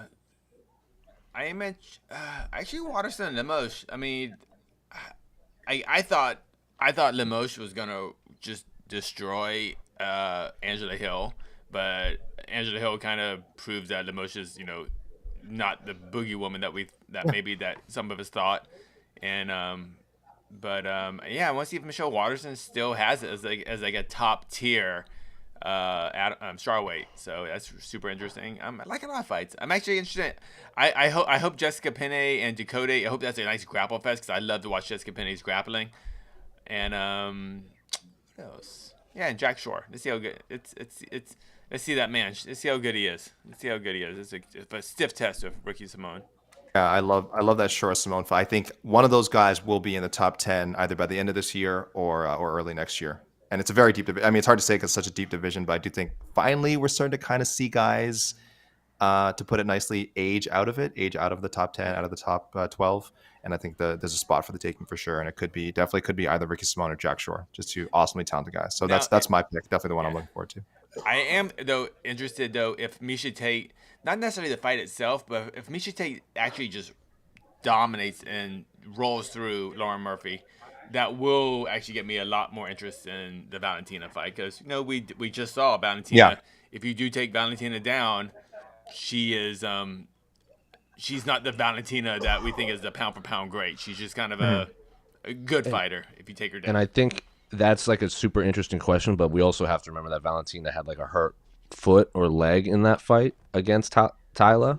So I'm very curious how much that actually played a factor and how are we actually was that a thing? So yeah, interesting stuff all around. And one could also argue again, because she did end up winning the fight, that she was doing more damage on the ground in some of those exchanges than Tyler Santos was. So that's right? why she won the fight because of the damage on the ground. So her ground game is not as questionable as it may seem, right? Well, she didn't get out of those positions either. She was still. Yeah. I didn't. But she was winning. But if she's winning in those positions, I didn't think she was. Yeah. I was like, if you remember, Valentina also said she was only like 130 something on fight night. And Tyler was like in the 140s or whatever. So she's like, Tyler was significantly bigger and stronger than me. So I'm curious between fights if she does, get stronger, especially if she is eyeing the 135 title, she's gonna have to bulk up regardless, because you can't just go in there and think you're gonna, like, obviously she tapped Juliana, and obviously a lot of people think she beat Amanda, but those two, Amanda's now probably bigger because she's been having to go to 145 a lot, and Juliana's not going to make the same mistake where she just does a lazy takedown and gets caught against Valentina. Jose, do you have any other fight from this card you want to show? You want to put a that light on? that hasn't been said. Or if there's something more you want to say about one of the ones that has been mentioned. I mean, I'm a big fan of Charles Jourdain, Shane Burgos fight. Obviously, Charles Jourdain. We all love that fight. Charles Jourdain is the most badass WoW player on the roster. He has a tattoo of the Horde on his leg, so I'm always a fan of that. What is the Horde? What is that? The Horde is a faction of, like, how would I say this? Like goblin type creatures in World of Warcraft. Oh, because World of Warcraft thing. Okay. Correct. So when I saw him fighting, I think it was Andre Feely. He was throwing a kick. I'm like, I think that's the Horde logo on his leg. And then I searched, and I'm like, that's 100%. And then I tweeted it, and then a bunch of people got on my Twitter mentions, because they all, when there's a fight, it's always for the Horde, and everyone just kept tweeting that at me for 48 hours, to the point where I got sick of it. Anyway, he's also I'm got very much Donkey Kong on there somewhere, right? He's a big gamer guy. Yeah. I guess my pick for ones that hasn't been said, I'm a big fan of Dustin Jacoby and Dong Jung. Oh yeah. I was at Dustin Jacoby's Contender Series fight, and he was so very excited that he was allowed to throw elbows finally, because obviously when you come from Glory to MMA, you can finally throw elbows. So he was super hyped on that. He hasn't lost since he got to the UFC, right? Because he's had that weird no contest or it was draw. a draw or something. Yeah. So, and that was against the big Hulk guy. The one that usually. Yeah. So that was a weird one. And then Dong Jung walks out to Mongolian death metal when he fights. So that wins me brownie points on my end. So I'm looking plus 205. I always like new blood, especially in the top 10. So probably that fight for ones that haven't been said. Both guys definitely knocking on the door too. Yeah. Jose, I asked this question earlier. I don't know if you were watching the show at the time, but I was asking favorite UFC non-pay-per-view memory in New York. There's been five non-pay-per-view UFC cards in New York. I don't know if anything jumps out at you. Yeah, I was in scenic. What do you call it? What's the one? Utica. That one was weird. Utica. So I was there for Fansided, and the turnout was for media was me and Hunter, who not Hunter Homsick, but I can't remember his last name. Actually, his last name is Armour. So Hunter Armour. What? Who was the cameraman and videographer for Fansided, and we were gonna shoot this because that was Shorty Torres' UFC debut. He took on short notice against Jared Brooks, and Shorty was working on something with Fansided because everything that was all based in Chicago. So we were gonna go shoot this behind the scenes thing, sort of embedded type thing for Shorty, and the UFC was 100%. And then, but that fight was on 11 days notice for Shorty, and he was actually bulking up to fight for the featherweight title at Titan FC. So he wanted 3 belts. So he was bulking up to 145 and then had to cut to 125 on 11 days notice. And when we landed in Utica, he was in such horrendous shape, from all that weight cutting, that he's like, guys, I can't do it. So we brought all this camera gear, and we didn't get to use any of it. It turned out to be pretty good because Hunter got a drone thing, and he got approval from Utica to shoot these cool drone shots and everything. But we just covered the fight as a normal fight week, and then I watched the game 1 of the Cavs Warriors, the one where J.R. Smith called that timeout. That was not a timeout. I watched that in Utica at a sports bar that only took cash and served their beer in only red Solo cups. So it was a very weird scene. And there were a lot of shirts there that said I stand for the anthem type stuff. And I was like, this is a weird scene, but we're going to watch this shirt. We're going to watch this game here. And I was wearing a shirt. It's a Black Panther. And it says Killmonger on the back, the bad guy. And this woman kept coming up to me because she was, had been there far too long and was just I need to ask, are you actually a Killmonger? She asked me like 20 times, and I kept saying no. And then out of nowhere, out of like the middle of the night, who do you think walks in the front door? You guessed correctly. In Utica, BJ Penn walks in for no reason. I'm like, why are you here? He's like, I just came to see fights. I'm like, from Hawaii? You came to Utica. So BJ Penn, me, Hunter Armour, Kenny from MMA Junkie, and pre-MMA Junkie Nolan King watched Game 1 of the NBA Finals. It was a very bizarre scene. Seems like a fever dream at this point. Wow. Your impression of BJ Penn was spot on. Yeah, obviously. I just came fights. Came to see fights, and then obviously, scrap, bro. And then Jason Perillo came in later because I think Jason was Jason. cornering someone, but BJ was with him, and Yeah, BJ okay, got that to makes place sense. first. Yeah. But I was but he should have said that. No, I came to see fights. I'm like, which fight on this card did you come to see? That was the card that oh man, what was her name? She was the World Series of Fighting champion, and then she came to the Jessica Aguilar. That's the one they pulled her the day of the fight because her lips looked like chapped. Oh, with Remember? Jody Escobar. Yeah, that was that chapped fight lips. card. The chapped lips Yeah. one, yeah. And One Marlon of the weirdest Yeah. ever ones. Marlon Moraes head kicked Jimmy Rivera in the main event, and there were 3 media members backstage. Here, I got a comment right now. All right. What do we got? We can take some questions, comments. We got about 10 minutes to kill before I'm sure Amanda Lemos will show up. Oh, I saw this from C'est Bon. Valentina has benefited from competing in a weak division. No. That is just not true anymore. Mike, do you want to shoot this one down? What do you want me? Do you want to do it? I appreciate That's anyone silly. who likes to come on here and watch these things and give their opinion, but this is a bad take. Yeah. It's a bad very take, bad take. 25 is a competitive division. Valentina is just has just proven to be so much further ahead than her constituents. Like 25 is a really interesting division, and it's been that way for a couple of years. Yeah. Since the end of since like 2020, like 25 has come along, and now compared to that, seeing Fioro and Casey O'Neill and Miranda Aaron Maverick and Blanchfield, Aaron Blanchfield yeah, and bunch of all them. of these up and coming Macy Barber, like 25 is really interesting. Like the next couple of years, like in the next 18 months, out of all the UFC divisions in the next 18 months, top 3 in my eyes that I'm curious to see what it looks like is the women's flyweight division, especially this new crop of talent. And the gap between Valentina and the rest of the division, you can see it. It's getting short. It's getting smaller and smaller. Mm-hmm. It's getting smaller and smaller. So, and women's flyweight is clearly a better division than women's bantamweight. At least. Yes. Oh, yeah.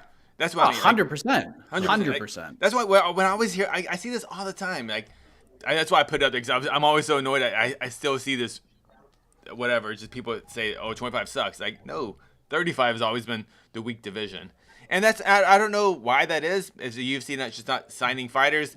Bellator doesn't have a 35 division. There's just not a Maybe 120. Maybe 125 probably sucked a lot of the talent away from that too. Yeah. Oh, definitely. Ronda Rousey actually, because Ronda Rousey was so dominant and all the money was at bantamweight, a lot of the flyweights were going up. Yeah. And flyweight was the last, I guess, featherweight, but flyweight of bantamweight, strawweight, and flyweight. Flyweight was the last edition, correct? Yes. Yeah. And that sucked a lot of probably life out of strawweight too in the UFC. Mm-hmm. Not that And listen, can. If a champion has been champion long enough, as Valentina's had, you can nitpick anybody's championship resume. Literally, maybe GSP has probably one of the most infallible resumes. Other than that, and even then, there's one or two in there. I'm sure people go like, "Oh, how did this person get a title shot?" Whatever. You just can't say a bad thing about GSP, can you? I can't. Oh well, don't read my Canadians don't read my robbery review of the Johnny Hendricks fight. You won't be happy. I wasn't happy writing it. But Valentina, so if you've been champion long enough, so now she's had 6-7 title defenses. You're going to have a couple of weaker opponents there, but overall, her title defense run has been super strong. Again, Tyler Santos, people saw how good she was. The people that she's beaten and fought at the time, there's no argument that they were the rightful opponent. Jessica she fought the Andrade, rightful people every time. Yeah, Jessica Andrade. That's the one. That's the one right there. One of the best women fighters of all time. Title defense. Some might say the number 1 pound for pound woman in the world. I certainly wouldn't. I'm sure no one here would. Jennifer Maia has a really good flyweight. Caitlin Chukagian has been holding down that top 2-3 spot. I know you can say what you want about Caitlin Chukagian. She is a very, very good fighter. You might not like her style. but Coming she wins off a fights. coming off a fight of the night. Yeah. Stop that. Liz Carmouche, I get it. Terrible title fight. I understand. Liz Carmouche is one of the best. Is a really, really good flyweight outside of that one fight. The Bellator flyweight champion. Yeah, and who did Valentina beat to win the flyweight title? She beat Joanna Jędrzejczyk. And it's not like she's like that much bigger than Joanna Jędrzejczyk. So you really can't question her resume or the strength of the people she's beaten. You know what? And that was really strong. a great fight on paper, but Valentina just kind of like pretty much.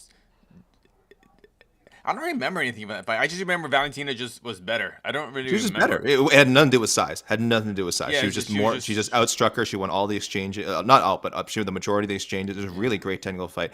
Do you guys remember? I was at this fight. Do you guys remember what song Joanna came out to?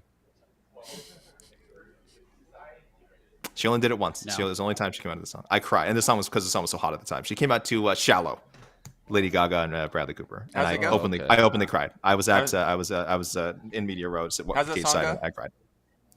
No, we don't want to get demonetized. Don't demonetize us. Don't demonetize us. Oh no. Okay, I'm sorry. Okay, it's okay. I only did like 5 seconds. It's gonna sound so good that the legal. copyright Yeah, is like. okay. Is that the original? Yeah, It was also so. It was also so off key, probably, that there's no way anything will automatically pick it up. So I think we're fine. The Jessica Andrade title defense is the one that everyone needs to go and rewatch that one.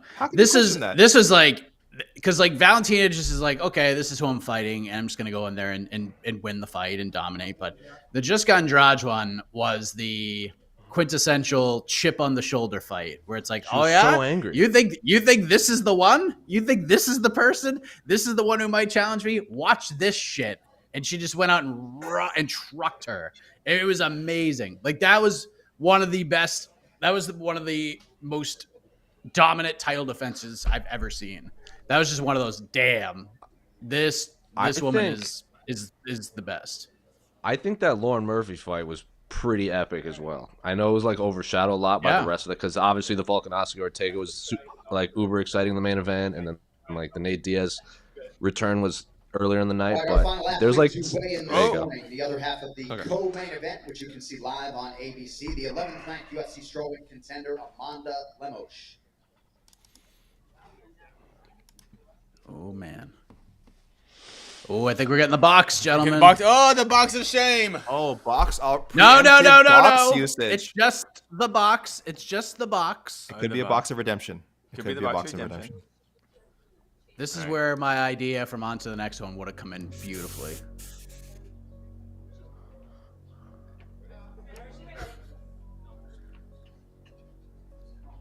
Preemptive box call. Interesting.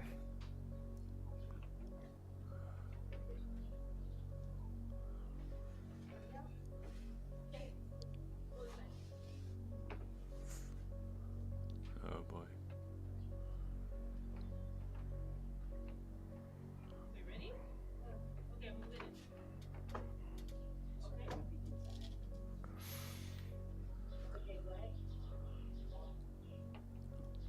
Where are the arms? Where are the hands? We do not see the arms. I guess. 116. Oh, 116, the box of redemption. And that co-main event is now official. All right, folks, that'll do it for the official weigh-in. We will see you over at the arena for the ceremonials at 4 p.m. local time. One more sleep. We will see you tomorrow morning. Okay, great. Before we do a rundown, the last thing I want is let's let Amanda Lemos do a pose here. She's successfully made weight, guys. 116. 116 is not a championship bout. She's allowed to use that extra pound. She can do a little triumphant. Definitely do a little triumphant pose here. it's the sigh of relief. Yeah, she looks very relieved. Yeah, she doesn't look like super. She looks like she wants. No pose, just. She's like, I want to get back and start drinking some water right now. There it is. Show off the guns. Yeah, please, water, please. The last thing I want to say about Valentina is that listen, you either live long enough to lose your title, or you become people questioning your resume. That's just how this game works. It happens to everybody. I'm sure it'll happen if she does another 5 title defenses. So excuse me. Anyways, guys, Mike. Ready, I will do the last round now. But Last thing I'll say about this is if you Okay. wanted to get if you want to get a different view of what it's like to fight Valentina Shevchenko, I've said this a few times, I'll say it again. One of the most memorable interviews I've ever done was interviewing Lauren Murphy after she fought Valentina Shevchenko. I didn't know about the C diff and everything that she went through. We talked about other things that she went through during that fight week, but she talked about things that crossed her mind sort of in real time fighting Valentina.